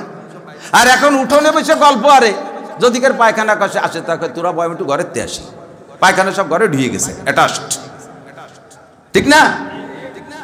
আগের মানুষের অবস্থা বাহ্যিক কেমন ছিল? মাঠে ঘাটে কাজ করে, দোকানপাটে ব্যবসা বাণিজ্য করতো, খেত খামারে কাজ করতো, সংসারের কাজ। আজান হইলে বলতো হয় তোরা চল, নইলে তোরা থাক, আমি একটু মসজিদে আসি। আর এখন মসজিদের পাশে চার দোকান, সকালের 1টা পর্যন্ত ওখানে বসে বসে চা খাই হচ্ছে, ভাও গল্প করছে, আজান দেওয়ার সাথে সাথে তোরা থাক, আমি একটু বাড়িতে আসি। সব উল্টে গেছে, ঠিক না? আগে আজান দিলে কয় তোরা থাক আমি মসজিদের থেকে আসি, আর এখন আজান দিলি মসজিদের দ্বারাতে চলে যাক, তোরা থাক আমি বাড়িতে আসি। এই যে সময় অপচয় করেন চার দোকানে বসে, জবাব দেওয়া লাগবে কি লাগবে না? ইব্রাহিম আলাইহিস সালামকে আমি এখান থেকে ওখানে উঠে বসি না যদি আমার জাগতিক কোনো বৈধ লাভ না থাকে অথবা আখেরাতের লাভ না থাকে। কাজেই এই যে হুজুর আপনি কইলেন যে একটু জায়গা ছাড়িয়ে দিয়ে সামনে আগই বসেন, তাহলে আগই বসলে আমার দুনিয়াবি কোনো লাভ অথবা আখেরাতের কোনো লাভ থাকলে জায়গা ছাড়িয়ে দেবো, আমি ছাড়বো না। এই কব বলি সে কুয়াইতে ঠেলতে আইছে, চিনতে পারেন কত আজ হয়ে গেছে ফাঁকে। এই জাগার কথা মনে আছে নাকি? ফাসাহু ওয়াইজা কিলা লাকুম তাফাসসাহু ফিল মাজালিস, যদি বলা হয় জায়গা ছেড়ে দিয়ে একটু আসো, বলবো আমার এই জায়গা ছেড়ে দিয়ে, ভালো জায়গা ছেড়ে দিয়ে সামনে গেলে আমার কি লাভ বলেন, আমি এই জায়গাতে ওই জায়গা সরিয়ে বসবো না যদি লাভ না পাই। আল্লাহ পাক বলে দিয়েছেন, বলে দেন। এছাড়া আপনার রাত বানায় বলা লাগতেছে না, বাপের বাড়িতে 2 বিঘা জমিও দেওয়া লাগতেছে না, এই ব্যবস্থা আমার কাছে আছে। কি কয়, ওয়াইজা কিলা লাকুম তাফাসসাহু ফিল মাজালিস ফাফসাহু ইয়াফসাহিল্লাহু লাকুম, আল্লাহ পাক আপনাকে দুনিয়ায় প্রশস্ততা দান করবে আর জান্নাতের ভিতরে কমপক্ষে সমপরিমাণ জায়গা দিয়ে দেবে। তাহলে এই জায়গায় তো ওই জায়গায় শরীর বসাতে লাভ আছে না নাই? একটু আগে বসতে গেলে জায়গা বিশেষ বসা যাবে কি যাবে না? ওই জাকিল লাকুম তাফাসসাহু ফিল মাজালিস ইয়াফসাহিল্লাহু লাকুম, আল্লাহ পাক জান্নাতের মধ্যে জায়গা দেবে। আপনাদের নোয়াপাড়ার জায়গার দাম বেশি না বেস্তের জায়গার দাম বেশি? শতকে 100 টাকা বেশি হবে না? নোয়াপাড়ার জমির চেয়ে জান্নাতের জমির দাম 1 শতকে 100 টাকা বেশি তো হবেই। সারা দুনিয়াকে 1 লক্ষ বার বিক্রি করলেও জান্নাতি মানুষের হাতে যে ছড়ি থাকবে, ওই লাঠিটারে এইভাবে খাড়া, ছড়ি কয় না, ছড়ি, এই হাড়ের লাঠি, এই হাড়ের লাঠি খুব শানদার মতির লাঠি থাকবে, ওইটাকে খাড়াভাবে জমিনের উপরে রাখবে, জান্নাতের জমিনের উপরে। তো ওই লাঠির নিচে যতটুক জায়গা হয়, দুনিয়া ও দুনিয়ার মধ্যে যা কিছু আছে তার চাইতে অটুক জায়গার দাম বেশি। কাজেই যদি একটু সরিয়ে বসার কারণে একটুক জায়গা আমার বেস্তের মধ্যে দেয়, আমার জায়গা তো আর অরিফদও বসবাস করবে না, যে আমার জায়গা যেখানে আমি থাকবো সেই জায়গা, আল্লাহ আমার নামে বেস্তের মধ্যে জমি দলিল হয়েছে, আমি ওই জায়গা থাকবো, দুদকে থাকতে পারবো না, আল্লাহর সাথে একটা ঝগড়া হবা দায় নেওয়া যেতে পারে মোটামুটি নিয়ে। কাজেই এখানে সরিয়ে নড়ে বসার মধ্যে লাভ আছে, কন্যা সুবহানাল্লাহ। সময় কম, কামাই বেশি, অল্পক্ষণের ভিতরে একটু জায়গা মতো চলে যাই। কোরআন শরীফ কত? কোরআন শরীফ কয় পারা? জোর হলো না? সবাই বলছেন জানেন তো? সূরা কয়টা? 114টা। আয়াত 2 প্রকারে গণনা আছে। হযরত আলী রাদিয়াল্লাহু তাআলা আনহুর গণনা মতে 6666, সিদ্দিকা আয়েশা রাদিয়াল্লাহু তাআলা আনহা গণনা করেছেন সেই হিসেবে 2636, 2236। বলবেন যে হুজুররা মশালার মধ্যে ঢুকলিয়েই মতানৈক্য শুরু হয়ে যায়। কুরআন শরীফের আয়াত তাও গুনতি যে 2 হুজুর 2 দিক চলে গেছে। আল্লাহু আকবার। আরে ভাই, ভালো জিনিসের ক্যারেট বন্টন হয়। আমাদের দেশে স্বর্ণকারের দোকানে যান না স্বর্ণ কিনতে? স্বর্ণের ভিতরে 28 carat, 26 carat, 24 carat, 22 carat, 20 carat, 18 carat আছে না? বাঙ্গাড়ি লোহার কয় ক্যারেট আছে? বাঙ্গাড়ি লোহা কি 22 ক্যারেটের? ওই যে বাঙ্গাড়ি লোহা কেনে না, ওই যে বাঙ্গাড়ি যারা কেনে তারা কি লোহা বাঙ্গাড়ি, বাঙ্গাটিন, পুরনটিন এগুলো কি ক্যারেট মেপে কেনে? ও 16 টাকা কেজি, ওর সাথে 5 কেজি মাটিও চলে যায়, ঠিক না?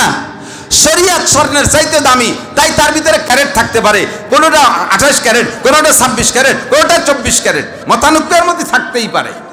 আর আল্লাহ পাক নিজেই তো কোরআন শরীফ নাজিল করে দিয়ে বাংলার জমিনে বা সৌদি আরবের কোনো চেয়ারে কোনো স্টেজে বসে তো আল্লাহ আয়াত গুনিয়ে দিয়ে যায় নেই। আর আল্লাহ পাক রব্বুল আলামিন উম্মতরে এই সরাসরি কোরআন শরীফ পড়ায় দিয়ে যায় নেই। যার উপরে নাজিল করছেন তিনার থাকার উপস্থিতিতে কোনো মতানৈক্য ছিল না। উনি চলে যাওয়ার পরে এরপরে বাস্তব ভিতরে ঢুকে দেখে যে এক একজন এক এক মত হয়ে গেছে। তার হওয়াটা একেবারেই স্বাভাবিক। অনেকে মতানৈক্য করে, অনেকে আমাদের পর খেয়াল করেন, মনে রাখেন, কথা মনে রাখেন, অনেকে অভিযোগ করে কয় যে হুজুররা হুজুরি মিল নাই, এক কোরআন, এক আল্লাহ, এক রসুল। কথা কোন ঠিক না? আমাদের রসুল কয়জন? একজন। আখেরে রসুল তো একজন। আমাদের আল্লাহ কয়জন? কোরআন কয়খান? হাদিস একই, যদিও টুকরো খন্ড খন্ড ভাগ হয়েছে, মূল হাদিস তো নবী পাকের কথা। তাই এক আল্লাহ, এক রসুল, এক কোরআন, এক হাদিস। তার মধ্যে ইমাম সাইড দিয়ে কে? 4 ইমাম না? ইমাম কয়জন? 4 জন না? মশালাটা কইয়েই কয় আমাকে এই কইছে, আমাকে এই কইছে, আমাকে কইছে। ইমাম আবু হানিফা কইছে কানে 1 বার রাত দিতে হবে, শাফি কইছে 2 বার দিতে হবে, মালিক কইছে 3 বার দিতে হবে, আর একজন কইছে বুকির বসানা, আর একজন কয় নবীর নিচে সানা। কি করবো? তোমরাই তো কোন, আপনারাই তো মানা হরো, করবো কি? এই ঝামেলায় পড়ে যান। এদিক তাকান, অভিযোগের কিচ্ছুই নাই। আল্লাহ আমাদেরকে কোরআন শরীফ নাজিল করে দিয়ে স্টেজে বসে তাফসীর করে বুঝাই দিয়ে যায় নাই। কোন আয়াতের মধ্যে থেকে কোন মাসালা বের হবে এটা বুঝাই দিয়ে যায় নাই। নবী পাক যতদিন ছিলেন ততদিন সামনে যা ছিল এবং সাধ্য অনুযায়ী ভবিষ্যতের অনেক মাসালা হুজুর বুঝাই দিয়ে গেছেন। এরপরে নতুন নতুন আবিষ্কারের ভিতর দিয়ে হাজারো নতুন মাসলার সম্মুখীন হচ্ছি। একটু বলেন সব সত্য কি মিথ্যা? নবীর জামানায় কি মোবাইল ছিল? আবু বকরের জামানায় ছিল? ওমর, উসমান, আলী, তালহা, জুবাইর, বিলাল, আম্মার, সোহাইব, সাহাবা ইকরাম, তাবেঈন, তাবেঈন, আইম্মা মুজতাহিদিন, আবু হানিফা, শাফি, আহমদ, মালিক, বুখারী, মুসলিম, তিরমিজি ওয়ালা, এ সময় মোবাইল ছিল। এখন মোবাইল আবিষ্কার হয়েছে কিনা? তো এই মোবাইল নিয়ে মসজিদে গেলি পারা মোবাইলের ভিতরে যদি মমতাজের গান বাজি ওঠে, এটা কোন আয়াত দিয়ে জবাব দেবেন? মোবাইলের ভিতরে রিংটোন মমতাজের গান আছে না নাই? জাতীয় সঙ্গীত আছে না নাই? ইমাম সাহেব পড়ে আলহামদুলিল্লাহি রাব্বিল আলামিন আর রহমানির রহিম মালিক ইয়াউমিদ্দিন, আর মোবাইলই গাই উঠছে আমার সোনার বাংলা। কোন গান শুনবেন? আল্লাহর জাতীয় সঙ্গীত না দুনিয়া বাংলাদেশের জাতীয় সঙ্গীত? একটা ফয়সালায় যেতে হবে না? এটা কুরআন হাদিসের কোনো জায়গা নাই। ফয়সালা তো কেউ দিতেই হবে, ঠিক ঠিক না? এর জবাব কের দিতেই হবে। এই জন্য উলামায়ে কিরামকে নবী পাক সেই সময় বলে দিয়ে গেছে, এই জিম্মাদারি আমার উলামায়ে কিরামের, আমার উলামায়ে কিরামের। আর কি বলা হয়, লা তাজতামি উম্মতি আলা দালালা, লা তাজতামি উম্মতি আলা দালালা। আমার উম্মতের ভিতরে বড় একটা উলামায়ে কিরামের দল, এরা কখনো গুমরাহির উপরে প্রতিষ্ঠিত হবে না।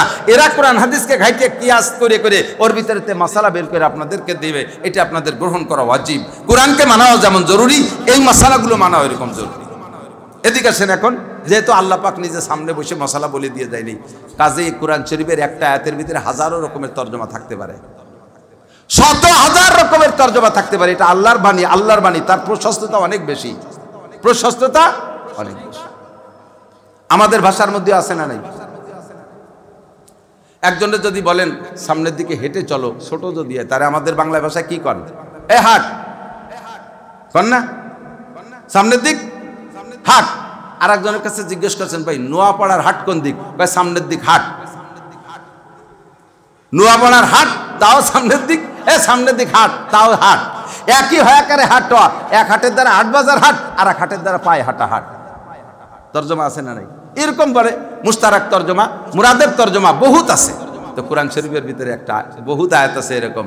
এমনি বাংলায় আপনাদের আমি মাঝে মাঝে বলি, বুঝার জন্য বলি, কষ্ট হচ্ছে আপনাদের? আমি কি একেবারে আজে বাজে কথা করছি? আমি তো আমার কাছে বলেই যাচ্ছি, অপ্রয়োজনই শুনিয়েন না, বাদ দিয়েন। খেয়াল করেন, বাপ মাঠের হাল চাষ করে। ওলামায়ে কেরাম মনে রাখবেন, খুব মনে রাখবেন, ছাত্ররা খুব মনে রাখবেন, এটা অনেক সময় কাজে লাগবে।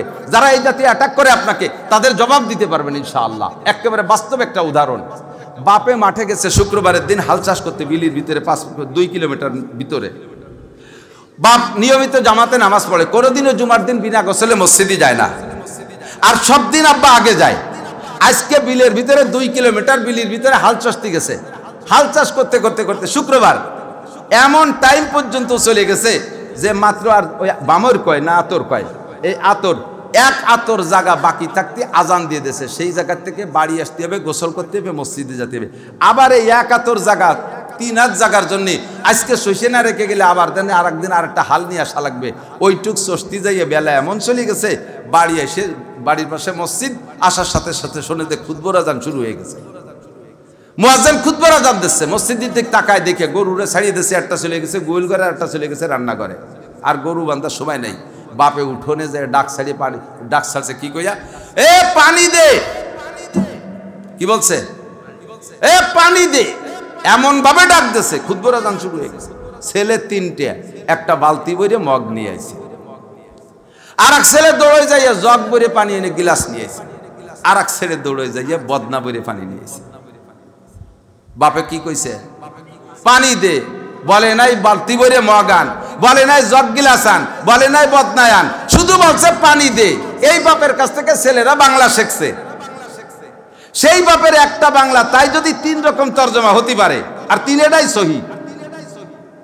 বাপে অজুর বদনা নিয়ে অজু বানাইয়া গাডারে একটা জ্বালাই দিয়ে মসজিদে যে জুমো পড়িয়া এসে ছেলেকে নিয়ে বসে, বাবা আমি পানি চাইলাম, 3 জনে 3 প্রকার পানি আনলে, যার যার পানি আনার পক্ষে যদি উপযুক্ত প্রমাণ কি বলা হয় যুক্তি পেশ করতে পারো, তাহলে তাকে 1000 করে টাকা পুরস্কার দেব।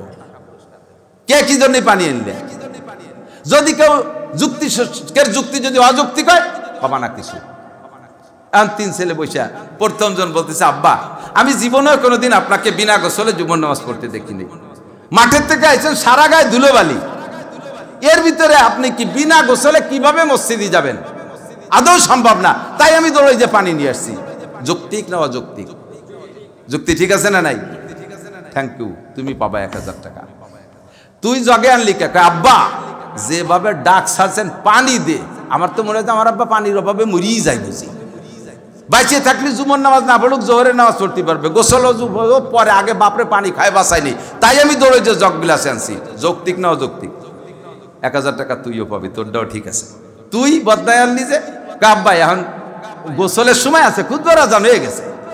আর ওদিকে এতক্ষণ যখন বাইসি আছেন আর 2 রাকাত নামাজ পড়তে পড়তে পানির অভাবে মরবেন না, আমার বিশ্বাস কোনো মতে বাপরে অজু বানায় মসজিদে পাঠাতে হবে, তাই আমি বদনা নিয়ে আইছি। এটা আরো যৌক্তিক, তাই তো বাপ বদনা নিয়ে গেছে, ঠিক না? তাহলে 1000 টাকা পানির বিনিময়ে যদি যুক্তি প্রমাণ করতে পারে 1000 টাকা পাবে, এখন 3 ছেলে পাবে কি পাবে না? অথচ পানি ব্যবহার করছে কোনটা? বদনারডা, লুটারডা। পানি ব্যবহার করছে লুটারডা, আর 2টা ব্যবহার করে নাই, কিন্তু 2টা যুক্তিসঙ্গত, ঠিক কি ঠিক না? তাহলে বলতে চাই দোস্ত, মানুষের কথা, মানুষের বাপের কথা ছেলেতে বাংলা শিখছে, সেই বাপের এক বাংলা যদি 3 রকম হইতে পারে আর 3টা যদি সহি হয়, আর যদিও বাপে একটার পর আমল করছে আর 2টা করে নাই, তবে তার পিছনে যুক্তি থাকার কারণে 1000 টাকা করে পুরস্কার 3 জনে পাবে কি পাবে না? আল্লাহ কামুল হাকিমিন কুরআনে কারীম নাজিল করেছে, আল্লাহ নিজে বুঝাই দিয়ে যায় নাই, ওর ভিতরে 4 রকম মাসালা আছে, 4 জনেরটা সহি। যদিও আমরা আমল করতেছি একটা, বাকি 3টা আমরা বলতে পারবো না ওটা গলত, ওগুলো সহি। পুরস্কার যদি আল্লাহ তাআলা দেয় 4টার উপরে 1000 করে পুরস্কার দিতে হবে, 4টার পিছনে দলিল আছে। কতক্ষণ কাজে উলামায়ে কেরামরা ওভাবে ভেক্সি মারে না, হুজুরি হুজুরি বনে না, তার আমরা কি করব, হইছে আমলিগ বিএনপি ভালো, লাস্টে মারি দিয়ে চলে যাচ্ছে। এ জায়গার চাইতে আর একটু কাছে বলি, হুজুরি হুজুরি বনে না, হুজুররা 3-4 রকম বলে, তাহলে সেই দুঃখে আপনি হুজুরগিরি ছাড়িয়ে দিয়ে, ধর্মকর্ম ছাড়িয়ে দিয়ে রাগ করে চলে গেলেন। আচ্ছা, আপনি বাড়ির কাছে ডাক্তারের কাছে ওষুধ খাইছেন, এই ওষুধে আপনার কোনো কাজ হয় নাই, এবার আপনি কি করবেন? থানা কমপ্লেক্সে গেছেন, ও জায়গায় এমবিবিএস আছে, সেই এমবিবিএস দেখাইছেন, কাজ হয় নাই, চলে গেছেন আপনি যশোর, সে জায়গার ডাক্তার দেখাইছেন, আরো অত্যাধুনিক মেশিন দিয়ে ডায়াগনোসিস হয়েছে, ওষুধ দিচ্ছে, সারে নাই, এরপরে চলে গেছেন আবার খুলনা 250 বেডে, সে জায়গার ডাক্তার আরো দেখছে, তাতেও কাজ হয় নাই, চলে গেছেন ঢাকা সরোয়ার্দী, সে জায়গার ডাক্তার দেখাইছে, সারে নাই, হলি বেমিনিতে গেছেন, সারে নাই, পিজিতে গেছেন, সারে নাই, কোন জায়গার ঔষধে আপনার সারতেছে না। রাগ করে এক জায়গার ডাক্তারে এক প্রেসক্রিপশন দেয়, আর এক ডাক্তারের কাছে ওই দেখে কি ডাক্তার না, এটা ছাগল, ছাগলেরটা বাদ দেন, আপনি লেখেন ওইটা নিয়ে আর এক ডাক্তার, এটা গরু নাকি, কি লেখছে, রোগ কি আর ওষুধ কি, একই এমবিবিএস পড়িয়ে একই মেশিন দিয়ে পরীক্ষা করে একজন ছাগল একজন গরু, নিজেরাই কই হচ্ছে। এখন সব ডাক্তাররা ছাগল গরু কইয়ার কারণে আপনি কি রাগ করে হই না? নিজেরা কয় মাইপুতি জাফারি তাই খাই, এই কয়ে কি বসে থাকেন? ছেলেরে বলছেন বাবা পাসপোর্ট রেডি কর, মাদ্রাস যাবো, চেন্নাই যাবো। আপনি তো এই জায়গায় বাড়ি বসে থাকেন না যে ডাক্তারে মিল হচ্ছে না বিধায় আমি আর ওষুধ খাবো না, কাজে আমি আর যা খুঁজে মরি গেলে আর ওষুধ খাবো না, তা বলি তো বসে থাকেন না। আপনি এবার পাসপোর্ট ভিসা করে ইন্ডিয়া চলে গেছেন, মাদ্রাস চেন্নাই চলে গেছেন, সে জায়গার ডাক্তাররা ওষুধ দিচ্ছে, সারে নাই, এবার কয় চল যায় একটু সিঙ্গাপুর যায়, পয়সা করে থাকতে মরার আগে পয়সা কটা খরচ করে দিয়ে যাই। সিঙ্গাপুর গেছেন, সে জায়গার ডাক্তারও সুস্থ হয় না। বাবা আমি তো বহু কিছুই তোকে জন্য রেখে গেলাম, আমার 2 বিঘে জমি বেশি একটু লন্ডন ফাটা, এ সময় তো বলেন না যে ডাক্তারে মেলে না, হ্যাঁ ওষুধপাতি বাদ, যা পারি একা একা বসে খাই, তা তো কর না। শরিয়াতের সময় যখন 3-4 হুজুরি মতানৈক্য আছে, তো তোর হুজুর বাদ, ধর্মকর্ম বাদ, আমলিগ বিএনপি ভালো। এখন কেন সব স্ববিরোধ কার্যক্রম, কথা বলেন স্ববিরোধ, নিজের ভিতরে বিরোধ সৃষ্টি করে নিয়েছে। আল্লাহ তাআলা আমাদের বুঝার আমল করার তৌফিক দান করুন, বললে আমিন। কোরআন শরীফের আয়াত 6236, মনে আছে নাকি? মতানৈক্যের যে ঝামেলা গেছে, তো এভাবে আয়াত আরেকটু বললে ভালো হবে। যেমন এদিক তাকান, সূরা ফাতিহা আমরা পড়ি না, সাবউল মাসানি 7 আয়াতে সূরা ফাতিহা, কেউ বলেন বিসমিল্লাহ সহ 7 আয়াত, এটাও সহি। আবার কেউ বলেন না বিসমিল্লাহ বাদে 7 আয়াত, এটাও সহি। আবার বিসমিল্লাহ বাদে 7 আয়াত, বিসমিল্লাহ সহ 7 আয়াত হলি 7 আয়াত হবে কিভাবে? কয় যে ইহদিনাস সিরাতাল মুস্তাকিম সিরাতাল্লাযীনা আন'আমতা আলাইহিম গায়রিল মাগদুবি আলাইহিম ওয়ালাদ-দাল্লিন, সিরাতাল্লাযীনা আন'আমতা আলাইহিম গায়রিল মাগদুবি আলাইহিম ওয়ালাদ-দাল্লিন, এইটুকু এক আয়াত। আর কেউ বলেন না ইহদিনাস সিরাতাল মুস্তাকিম এক আয়াত, সিরাতাল্লাযীনা আন'আমতা আলাইহিম আর এক আয়াত, গায়রিল মাগদুবি আলাইহিম ওয়ালাদ-দাল্লিন আর এক আয়াত। এই মতানৈক্য কষ্ট হয়ে যাচ্ছে, আওয়াজের দিকে জাতি বললাম না, রাত বাড়ি যাচ্ছে, স্বভাব খারাপ। আল্লাহ তো কোরআন শরীফের এই 6236 বা 66 যাই হোক না কেন, ইকালু লি সাহিবিল কুরআন, আমার দিক এদিক বেসতে যাবেন, সবচেয়ে উপরে উঠে দিচ্ছে, যাবেন না? আপনাদের সাধারণ পাবলিকরে আল্লাহ কি ছাড় দিয়েছে তা তো কোয়ার মতো না। আমাকে মৌলবীকে মারির অভাব নাই, আমাদের উপরে খুব কঠোরতা, কারণ হওয়া উচিত হাসানাতুল আবরার সাইয়াতুল মুকাররাবিন। একটা কাজ খেয়াল করতেছেন না আপনারা, একই কাজ একজনে করলে থ্যাংক ইউ, আর একজনে সেই কাজ করলে কিচ্ছু হয়নি।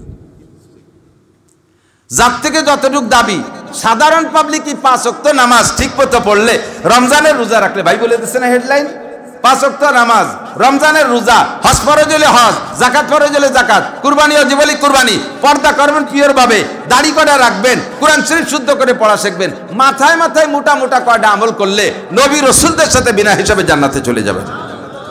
তাফসীরে মারিফুল কোরআনের মুফতি শফি সাহেব হুজুর রাহমাতুল্লাহ আলাইহি লেখেন যে आलेम अगर तहज्जुद ना पढ़े, आलेम अगर तहज्जुद ना पढ़े, वो आलेम दरकिनार, वो मुसलमान ही नहीं रहेगा। आलेम যদি তাহাজ্জুদ না পড়ে, ওরে আলেম তো দূরের কথা, ও মুসলমানই থাকে না। অথচ আপনাকে পাবলিক সম্পর্কে বলে নাই।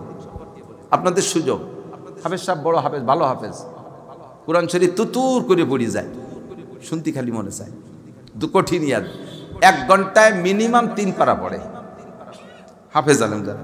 আমি হাফেজ না, তারপরও 1 ঘন্টায়, কোনো ঘন্টায় 3 পারা, কোনো ঘন্টায় 2.5 পারাও ভর্তি হয়, 2.5 পারা 3 পারা এরকম হয়। তাহলে আমার কোরআন শরীফ পড়া ইজি, কারণ ওই পৃষ্ঠার শুরুতে আয়াতে শুরু দেখলে শেষ পর্যন্ত দেয়া লাগে না, প্রায় মুখস্থ হয়ে গেছে, ভর্তি ভর্তি দেখতে দেখতে মুখস্থের মতো হয়ে গেছে। তা আমাকে কোরআন শরীফ পড়তে কোনো কষ্ট হয় না। আর একজন পাবলিক রমজান মাসে দেখি আমার এক চাচা বা স্বাস্থ্য ভাই মসজিদের ভিতরে বুড়ো মানুষ কোরআন শরীফ পড়তে যাইয়ে ঘামাইয়ে ঘুমাইয়ে করে আউলাখে লুঙ্গি মুঙ্গি ভাইচে নিচে দিয়ে পানি বেরিয়ে যাচ্ছে, সেই জন্য পেশাব করে দিয়েছে কি তাল্লাই জানে, আসলে পেশাব করে নাই, ঘেমে গেছে। এই দুইজনের প্রতিদানের পার্থক্য কি? হাফেজ সাহেব কোরআন শরীফ 1 খতম পড়বে, আল্লাহ পাক বলবেন যে তারে 1 খতমের নেকি দাও, তারে 1 খতমের নেকি দাও হাফেজ রে। আর ওই যে পাবলিক খালেক মোল্লা, উনি বলছেন বলে হ্যাঁ ওনারও খতম হয়েছে, লাহু আজরাম, তারে 2 খতমের নেকি দাও।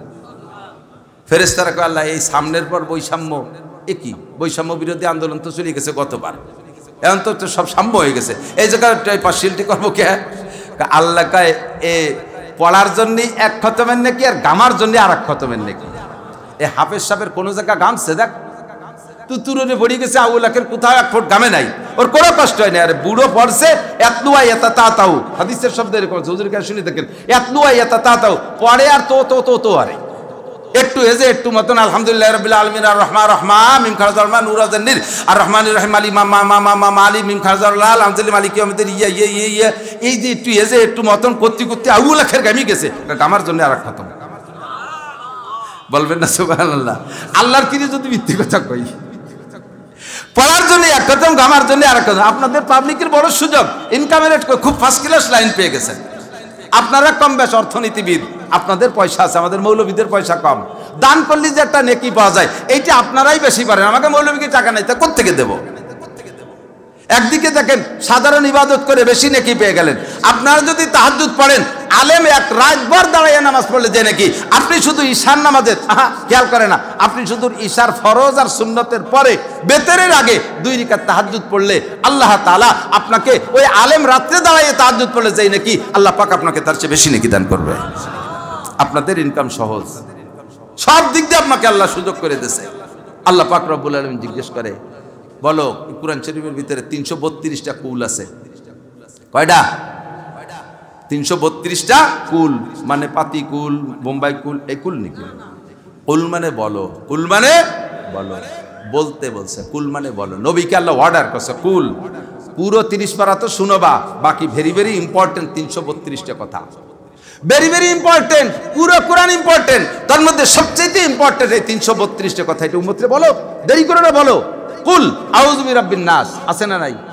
কুল আউযু বিরাব্বিল ফালাক এটাও বলো। কুল হুয়াল্লাহু আহাদ এ জায়গাও বলো। কুল ইয়া আইয়ুহাল কাফিরুন বলো, হে কাফের সম্প্রদায়। কুল লাউ কানাল বাহরু মিদাদাল লিকালিমাত কুল লাইন ইসতামাতিল ইনসু ওয়াল জিন কুল হাল ইয়াস্তাবিল্লাযিনা ইয়ালামুনা ওয়াল্লাযিনা লা ইয়ালামুন। এরকম 332টা কুল আছে, তার একটা কুল আল্লাহ পাক আমি পড়ছি, যেটা কুল হাল ইয়াস্তাবিল্লাযিনা ইয়ালামুনা ওয়াল্লাযিনা লা ইয়ালামুন। হে নবী উম্মতের কাছে জিজ্ঞাসা করেন, শিক্ষিত আর অশিক্ষিত, জাননেওয়ালা আর না জাননেওয়ালা, পড়ুয়া আর মূর্খ কখনো সমান হতে পারে? কুল হাল ইয়াস্তাবিল আমা ওয়াল বাসীর, আরেকটা আয়াতের মধ্যে আছে কুল হাল ইয়াস্তাবিল আমা ওয়াল বাসীর, অন্ধ মানুষ আর চক্ষু বিশিষ্ট মানুষ সমান হতে পারে? জোরে বলেন পারে? হ্যাঁ, ভালো করে বোঝেন নাই। একটা অন্ধ মানুষ 7 ফুট উঁচু, বোঝেন, 7 ফুট জুয়ন, এই তাগড়া, 150 কেজি ওজন গায়, একেবারে মোহাম্মদ আলী কেলের মতো টাইট বডি, ও যদি দাঁড়ায় ট্রাকে ওরে ঠেলি সরাতে পারবে না, 7 ফুট উঁচু, অন্ধ, চোখ নাই একটাও। আর একটা লোক 5 ফুট উঁচু, টেনে শূন্য, গায়ে তেমন বল নাই। এই দুইজনে যদি লাঠি দিয়ে মারামারি হতে লাগাই দেন, মার কি দেখাবে বেশি? ওর গায়ে দিছে ট্রাকের মতো শক্তি, কিন্তু ও তো জানেই না যে এই যে চোকালা শুকনো মুকনো, ও কোন পাশে এসে বাড়ি দিয়েছে অন্তত তো দেহেই নেয়। করুণার মতো কোন দায়িত্বে ঢুয়ে পড়ে তা টের পাওয়া যায় না, ঠিক কিনা? তো অন্ধ মানুষ আর চক্ষুওয়ালা মানুষ যেমন এক হয় না, জিন্দা মানুষ আর মরা মানুষ যেমন এক দামে বিক্রি হয় না, শিক্ষিত মানুষ আর অশিক্ষিত মানুষ এরকম এক দামে বিক্রি হয় না। আপনি স্বীকার করেন আর না করেন, আল্লাহ পাক নিজেই সার্টিফিকেট দিয়েছেন, ইয়ারফাইল্লাহুল্লাযীনা আমানু মিনকুম ওয়াল্লাযীনা উতুল ইলমা দারাজাত। আল্লাহ পাকের কাছে সবচাইতে দামি ইমানদার। বোঝে নাই? সবচেয়ে দামি বেঈমান মানুষ। সারা পৃথিবীর রাজা বাদশা এমপি মন্ত্রীকে এক পাল্লায় রাখবেন বেঈমান, আর এই গ্রামের ধুপাতি গ্রামের একটা ফকির যারা সমাজে কেউ ডাকে না, নিকৃষ্টতম, সামাজিকভাবে নিকৃষ্ট, এমন একটা ফকির ইমানদারকে আর এক পাল্লায় রাখবেন। এই ইমানদারের একার পাল্লা ভারী হয়ে যাবে। কন্যা সুবহানাল্লাহ। ইরফাইল্লাহুল্লাযীনা আমানু মিনকুম, তোমাদের মধ্যে যারা ইমানদার তাদেরকে আল্লাহ তাআলা সম্মান দিয়েছে। আর কারা? ইমানের সাথে ওয়াল্লাযীনা উতুল ইলমা দারাজাত, জামা মুয়ান্নাস সালেম, এবং যাদেরকে আল্লাহ তাআলা ইলম দান করেছেন তাদের দাম সবচাইতে বেশি। বলবেন না সুবহানাল্লাহ? কোন এলেম? কোন এলেম? এলেম মানে শিক্ষা, এলেম মানে জ্ঞান, এলেম মানে বিদ্যা। IAB MA BCS না, শোনালো কি? যা ভাবছেন তা না। IAB MA BCS টা আল্লাহ শিক্ষা বলে না, ওটা জগৎ কামাই করে খাওয়ার একটা হেরফা, একটা আলাদা যোগ্যতা, দুনিয়া কামাই করে খায়, যে দুনিয়া কিছুক্ষণ পরে থাকবে না, এই ক্ষণস্থায়ী দুনিয়া কামাই করে খাওয়ার জন্য IAB MA BCS doctor engineer certificate. একজন কি বলতে পারবেন যা কলা রাসূলুল্লাহ সাল্লাল্লাহু আলাইহি সাল্লাম, আল্লাহ নবী বলছেন খায়রুকুম মান কানা BCS পাস। এই হাদিস শুনছেন কোনদিন? খায়রুকুম মান কানা MA পাস, খায়রুকুম মান কানা গোল্ডেন A প্লাস, শুনছেন কোনদিন? কি শুনছেন? খায়রুকুম মান তাআল্লামাল কুরআনা। ঠিক কি ঠিক না? কোরআনের শিক্ষায় শিক্ষিত যে এই লোকটা আর কোরআনের শিক্ষায় যে অশিক্ষিত, এই দুইটা লোক সমান হতে পারে না। কোরআনের শিক্ষায় শিক্ষিত। আরে ভাই এদিক তাকান, আপনি মনে করেন না যে হুজুররা নিজেকে তার নিজে বাড়াইছে। আমি কি বলছি? আল্লাহ রসুল কি বলছেন? খায়রুকুম মান কানা হাফেজ সাহেব হুজুর, খায়রুকুম মান কানা মাওলানা, খায়রুকুম মান কানা মুহাদ্দিস। হুজুর বলে নাই, হুজুর বলে খায়রুকুম মান তাআল্লামাল কোরআন। Any man everybody. আপনি মাস্টার, কোরআন পড়েন, আপনিও দামি। আপনি ডাক্তার, কোরআন পড়েন, আপনিও দামি। আপনি কৃষক, কোরআন পড়েন, আপনিও দামি। আমি তো হুজুরদের দিকে আনি নাই, আল্লাহ রসুলও তা বলে নাই। এনিম্যান এভরিবডি, যে কোনো মানুষ কোরআন পড়লে আর পড়াইলে সে দামি। বাস্তবও দেখতেছি। এদিক তাকান, আমাদের কওমি মাদ্রাসার হুজুরকে সরকারি কোনো চাকরি নাই, সরকার কোনো চাকরি দেয় না।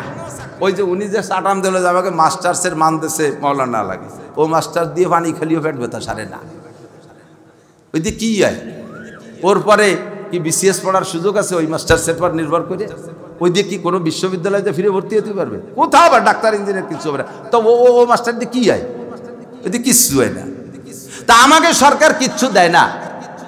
আমি চ্যালেঞ্জ করে বলতে পারি, ইমানের সাথে আল্লাহর রহমতে হক্কানি একজন হাফেজা, একজন আলেমাকে আল্লাহ তাআলা এই উইদাউট সার্টিফিকেট, কোন সার্টিফিকেট ছাড়া, সরকারি চাকরি বাকরি ছাড়া আল্লাহ তাআলা তাদেরকে উত্তম রিজিক খাওয়াচ্ছে। রিজকে কারীম, সম্মানিত রিজিক। চরমুনার পিসাবরে উদাহরণস্বরূপ বলছি, চরমুনার পিসাবরে কেউ খাওয়াইতে পারলে খুশি হয়। হুজুর আমার বাড়ি খাই গেছে, যাওয়ার সময় আমি দুটি মুরগি ধরে দিছি, এরপরে নতুন গাছে যে একটা নারকেল হয়েছিল না, ও হুজুরকে দিয়ে দিছি। হুজুর তো চলে গেছে, সেই মোটরসাইকেল চালাতেই ফুলবাড়ি গেট যাইয়ে সেই জায়গাতে উঠে দিয়েছে। কত খুশি। আর একজন SP সাহেব যদি বাড়ি আসে, আসার পরে যদি এইগুলো খাওয়াইয়ে বিদায় দেওয়ার পরে কয়, বাংলা তো মোটা কয়েন মারিয়ে দিয়ে কয়, শালার বেটা শালারা এই উড়ি খাইয়ে আছে। বহুত শুনছি, বহুত। রিজকে কারীম এবং জেনুইন হালাল ভাবে আপনারা সার্টিফিকেটের ভক্ত। আমি চ্যালেঞ্জ করে বলতে পারি, বাংলাদেশ সরকারের সবচাইতে বেশি বেতন পায় বৈধভাবে, সবচাইতে বেশি বেতন পায় বৈধভাবে। কত টাকা হতে পারে বাংলাদেশ সরকারের কর্মচারী কর্মকর্তা? ওই সচিব টচিব যারা বড় আছে সিনিয়র, তারা 2 লাখ টাকা ধরেন, তার চেয়ে বেশি না। 2 লাখ টাকার ধরিয়ে নিলাম, 2 লাখই পাক। তো 2 লাখের বেশি তার বৈধ ইনকাম না। বৈধ ইনকাম করে আমরা সার্টিফিকেট বিহীন মৌলবীদের সাথে আল্লাহর রহমতে অত বড় সার্টিফিকেট আল্লাহ পারবে না। বাংলাদেশে এমন এমন মৌলবী আছে আল্লাহর রহমতে, যাদেরকে ডেলি 1 লাখ 2 লাখ টাকা দিয়ে মানুষে হেলিকপ্টারে নিয়েও নেওয়ার জন্য কাড়াকাড়ি লেগে যাচ্ছে। রিজকে কারিম খাওয়াচ্ছে, সম্মান করতেছে, তাদের সাথে সেলফি তুলে একটু আত্মতৃপ্তি নিচ্ছে, তাদের সাথে মুসাফা করতে পারলে কেমন হাত খান ভেসতে চলে গেছে, রাত্রি স্বপ্নেও দেখি উঠছে হাফিজুর হাফিজুর হাফিজুর কই উঠছে, দিনের বেলা মুসাফা হচ্ছে, স্বপ্নে দেখছে হাফিজুরের সাথে মুসাফা হচ্ছে। রিজকে কারিম, সম্মানিত রিজিক আল্লাহ তাআলা এখানে রেখেছেন, শিক্ষিত অশিক্ষিত। বাকি আরও সম্মান দেখেন, স্কুলের মেয়েদের যে সম্মান, এই মাদ্রাসার মহিলা মাদ্রাসার মেয়েদের সম্মানের মধ্যে পার্থক্য আছে না নাই? আছে না? একটু মনের থেকে বল। অবশ্যই আছে। এরা চাকরি পাবে না, সরকারি চাকরি, অথচ এদের শালীনতা, নম্রতা, ভদ্রতা, চাল চলন, এদেরকে বিয়ে করার জন্য কত যে বিসিএস ক্যাডার আর কত মাস্টার ডাক্তার ইঞ্জিনিয়ার যে আমার কাছে প্রস্তাব দিয়ে থুইছে, হুজুর একটা মহিলা মাদ্রাসার মাইয়া আমার সাথে বিয়ে দিয়ে দেন। আমি ফোর্সিস কলেজে সেই একটা বিয়ে আর না, সেগুলো নামে মাইয়ে কামে ঝাল হয়ে গেছে, সব মেয়ে নাই, সব ছেলে হয়ে গেছে। কি হয়েছে? প্যান্ট পরে সিগারেট খায়, ওগুলো মাইয়ে নাই। একটা মেয়ে আমার সাথে বিয়ে দেন, মহিলা মাদ্রাসা থেকে দেন, বাড়ি যাতে ভালো থাকে। ডাক্তার, ইঞ্জিনিয়ার, মাস্টার, প্রফেসর, এরা এখন এই মহিলা মাদ্রাসার মেয়েদেরকে খুঁজতেছে। তারা জানে ওখানে কিচ্ছু নাই, ওখানে মাতৃত্বের শিক্ষা নাই, এখানে মাতৃত্বের শিক্ষা আছে। একটা মহিলা মাদ্রাসার মেয়ে যদি আপনার বাড়ি পুত্রবধূ হয়, দেখবেন তার আচার আচরণ।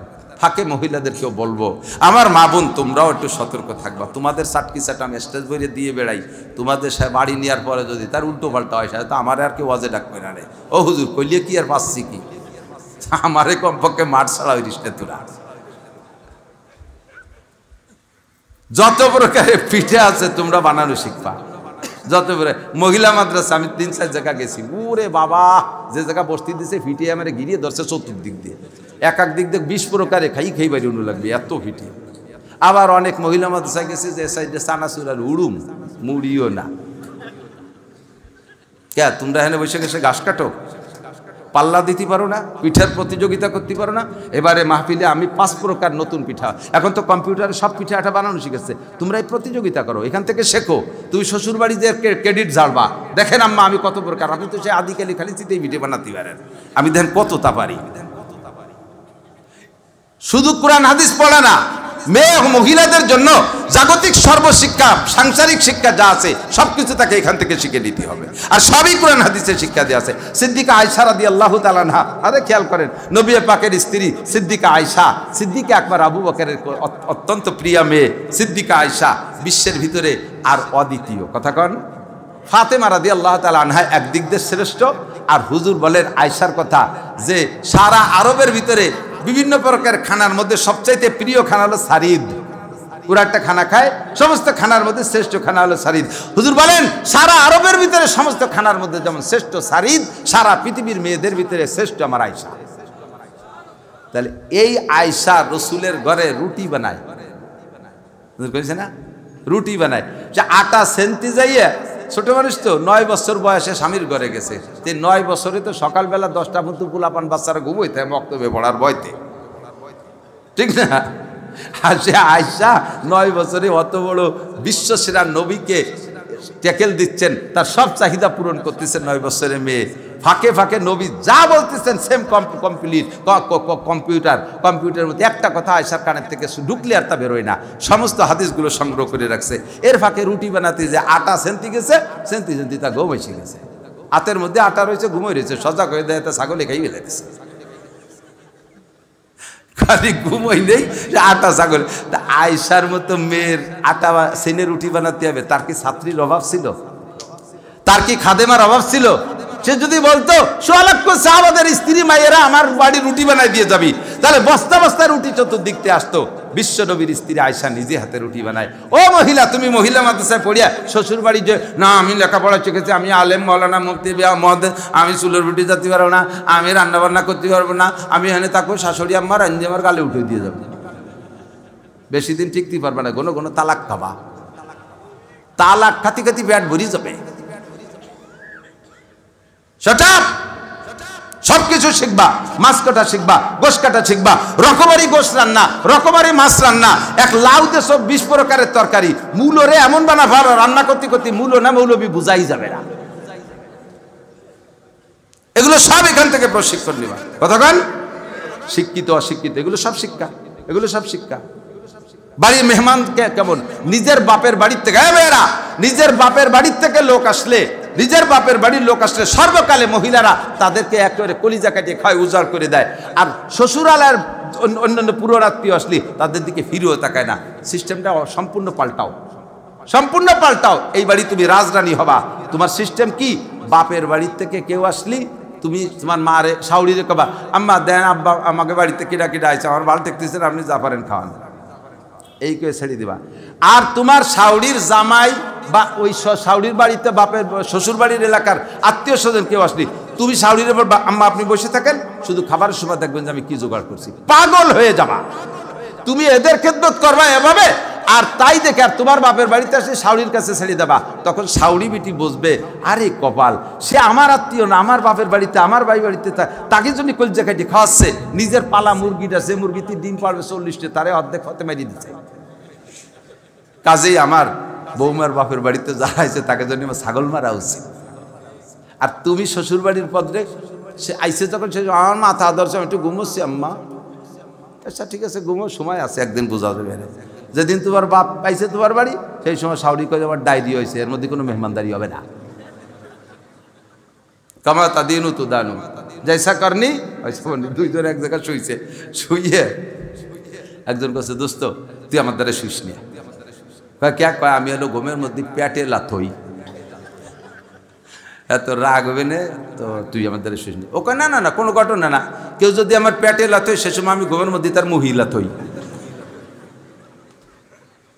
রাগারাগি ঘুমের মধ্যে মিটে যায়। তুই বুঝবি যে তোর মুহি কেন লাইতেলাম, তুই আর কোনো অ্যাকশনে যাবি না। তুই তো বুঝছিস যে আমি লাথি পেটে দিছি, তাই তুই বলা থাকলো।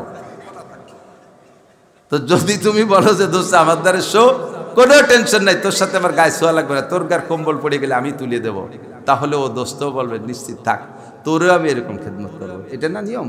আপনা কইলে বিব্রত রহিতে আসে নাই কেহ, অবনি পারে সকলের তরে সকলেই মোরা, প্রত্যেকে মোরা পরের তরে। এই প্রশিক্ষণটা জগতে আর কোথাও নাই, আল্লাহর কুরআন এবং নবী পাকের হাদিসের মধ্যে এটি আছে, এই আদর্শ আছে। যার কারণে আল্লাহ পাক নিজেই বলেছেন, লাকাদ কানা লাকুম ফি রাসূলিল্লাহি উসওয়াতুন হাসানাহ, মুহাম্মদুর রাসূলুল্লাহর মধ্যে রয়েছে তোমাদের জন্য উত্তম আদর্শ, উত্তম আদর্শ।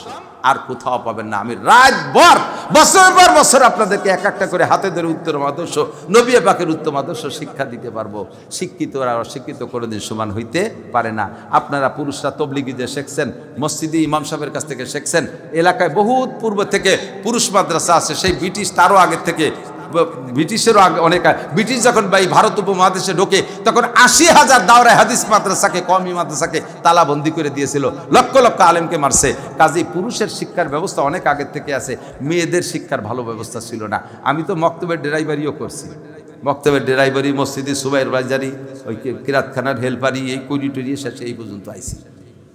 কোন জায়গা কট্টুক আছে জানি, মেয়েরা আমার কাছে মক্তবে পড়তে আসতে, শুনছেন না আমার ওয়াজ, বাস্তবই ওই রকমই পড়ে।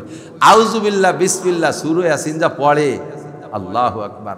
আল্লাহ ফেরেশতাকে কয় ওরা কি আলাদা কোরআন শরীফ বানাই নিয়েছে নাকি? এ ভালো কোন জায়গাতে? আউযু বিল্লাহি মিনাশ শাইতানির রাজিম, বিসমিল্লাহির রহমানির রহিম, ইয়াসিনাল কুরআনিল হাকিম। আস্তে আস্তে দমের নাড়ি বার হয়েছে। আমি বলা, তুই কার কাছে পড়ছিস? মাইজি কাকির কাছে। মাইজি কাকি, সত্যি তো তাই। মাইজি কাকিও পড়ছে তার শাশির কাছ থেকে। এই শাশি টু শাশি,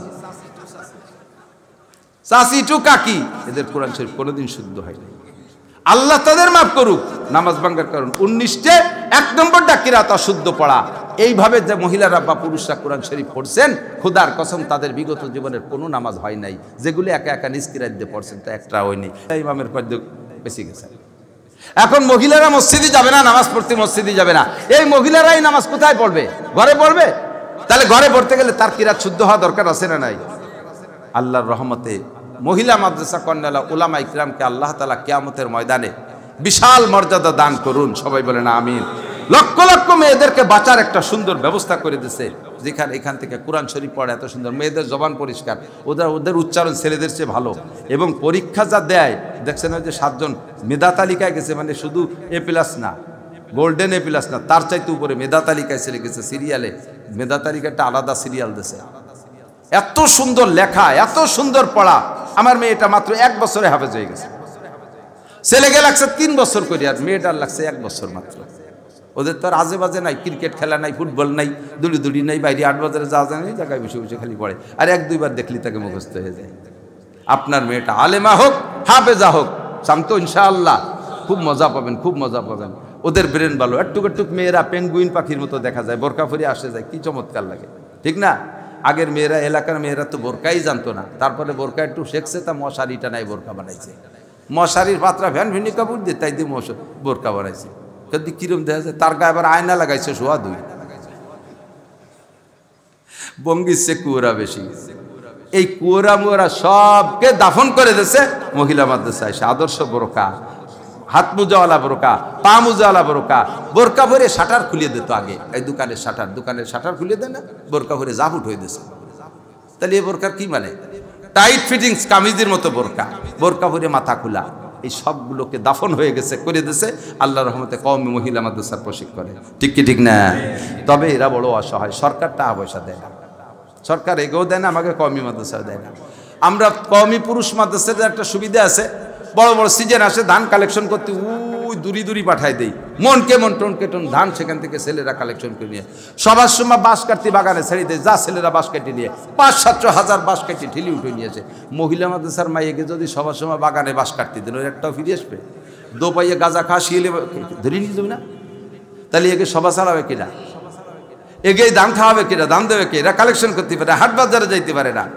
কাজে আল্লাহ পাক বলেন, তাআবানু আলাল বিররি ওয়াত তাকওয়া ওয়ালা তাআবানু আলাল ইসমি ওয়াল উদওয়ান। তোমরা একে অপরের প্রত্যেকে ভালো কাজে সাহায্য করো। এরা অসহায়, এরা অবুলা, এরা অকর্মা, এরা তোমাদের মা, এরা তোমাদের মা। মা যদি ভালো হয়, দেশের সন্তান ভালো হবে। সন্তানদের ডাইরেক্ট কাজ করে আর কাজ হবে না, আগে মা ভালো বানাইতে হবে। আদর্শ মা যদি তৈরি হয়, আদর্শ সন্তান হবে। গাঁজাখোর, অ্যাবাখোর, ফেন্সিডিল, হিরোইন, তাড়ি বিড়ি এগুলো ঠেয়ানোর কোনো কায়দা নাই। শুধু মা ভালো বানাইতে পারলে প্রোডাকশন ভালো আসবে, নেককার সন্তান আসবে। আপনাদের যশোরের সন্তান জনাব কামরুজ্জামান সাহেব আমাদের গোপালগঞ্জের ডিসি, আল্লাহু আকবার, BCS পাস করার পরে চাকরিতে জয়েন্টের আগে পাকিস্তানে 3 চিল্লা লাগাইছে।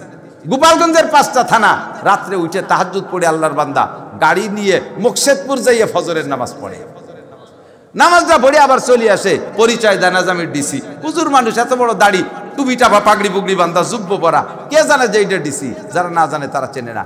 নামাজ পড়িয়ে চলে আসে, মাদ্রাসাটা ঘুরে টুরে দেখে আইসে, এরপরে ফোন দেয়, হুজুর আসেন, আপনার মাদ্রাসা আমি দেখে আসছি, 2 টন চাউল নিয়ে যান। এরকম আল্লাহওয়ালা ডিসি পয়দা হবে আপনার ঘরে। মাটা যদি সেরকম হয়, আপনার ঘরের মহিলাটা যদি এরকম হয়, তাহলে ওই রকম একটা ডিসি পয়দা হবে। আমার মাদ্রাসা একদিন আইসে ফজরের নামাজ পড়ে চলে গেছে, তা আমি জানিই না।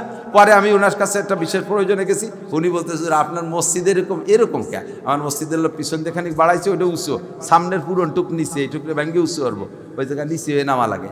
কই যে বাংলাদেশের অদ্বিতীয় মসজিদ একটা দেখিয়েছি সুলতান মসজিদ। আমি কবে গেলেন? ফজরের নামাজ পড়িয়েছে। যে লোকটা 30 কিলো 40 কিলো 50 মাইল দূরে যাইয়া ফজরের নামাজ ওই মাদ্রাসার মসজিদে জামাতে পড়ে, ওই লোকটা অবশ্যই বাসার থেকে তাহাজ্জুদ পড়ে বেরোইছে।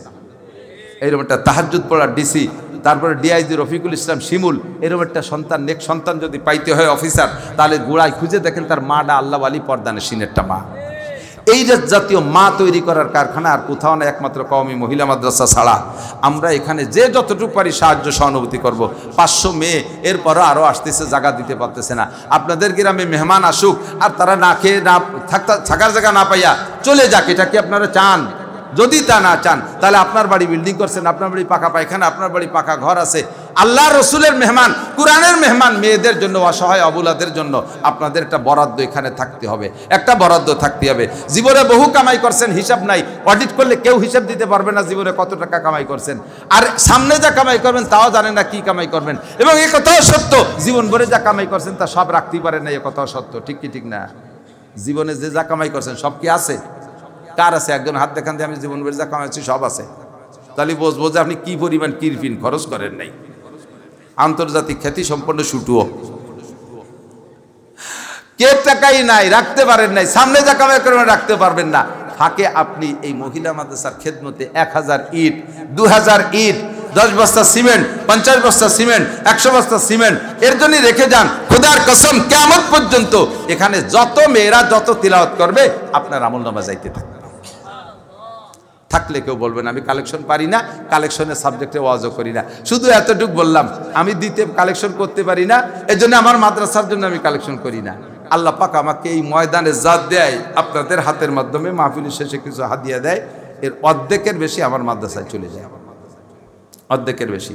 কাজ একটা ধরি 50 লাখ টাকা লাগবে, 25 লাখ কালেকশন হয় আর 25 লাখ আমার চলে যায়। আলহামদুলিল্লাহ, আল্লাহ আমার টাকা নিচ্ছে, আমি বড় খুশি।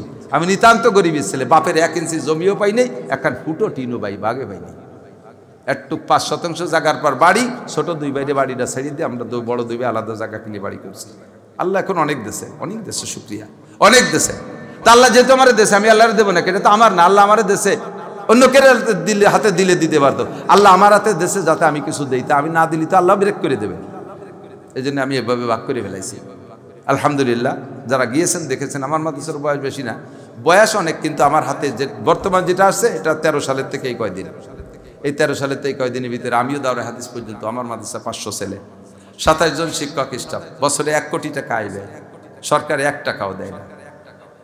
আল্লাহই চালায় আপনাদের সহযোগিতা, আপনাদের মাদ্রাসাটা আপনারা চালাবেন। থাকলে একজন বান্দা মোহাব্বতের সাথে সিদ্দিক আকবরের মতো দাঁড়িয়ে যাবেন, জি হুজুর ইনশাল্লাহ আমি একটা অঙ্ক এখানে প্রথম আমার ইটের উপরে ভিত্তি করে ভর করে এই বিল্ডিংটা শুরু হোক, আমার ইটের উপরে, আমার বালুর উপরে, আমার সিমেন্টের উপরে ভর করে, আমার রডের উপরে দাঁড়াই এই বিল্ডিংটা শুরু হোক। এরপরে বিল্ডিং হয়েই যাবে, আপনি দিলেও হবে না দিলে হবে।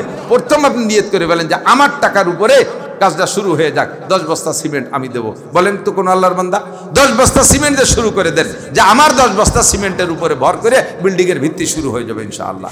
সদকায়ে জারিয়া কিয়ামত পর্যন্ত নেকি পাবেন। দোয়া করব প্রাণ খুলে ইনশাআল্লাহ, আল্লাহ পাক হালাল ভাবে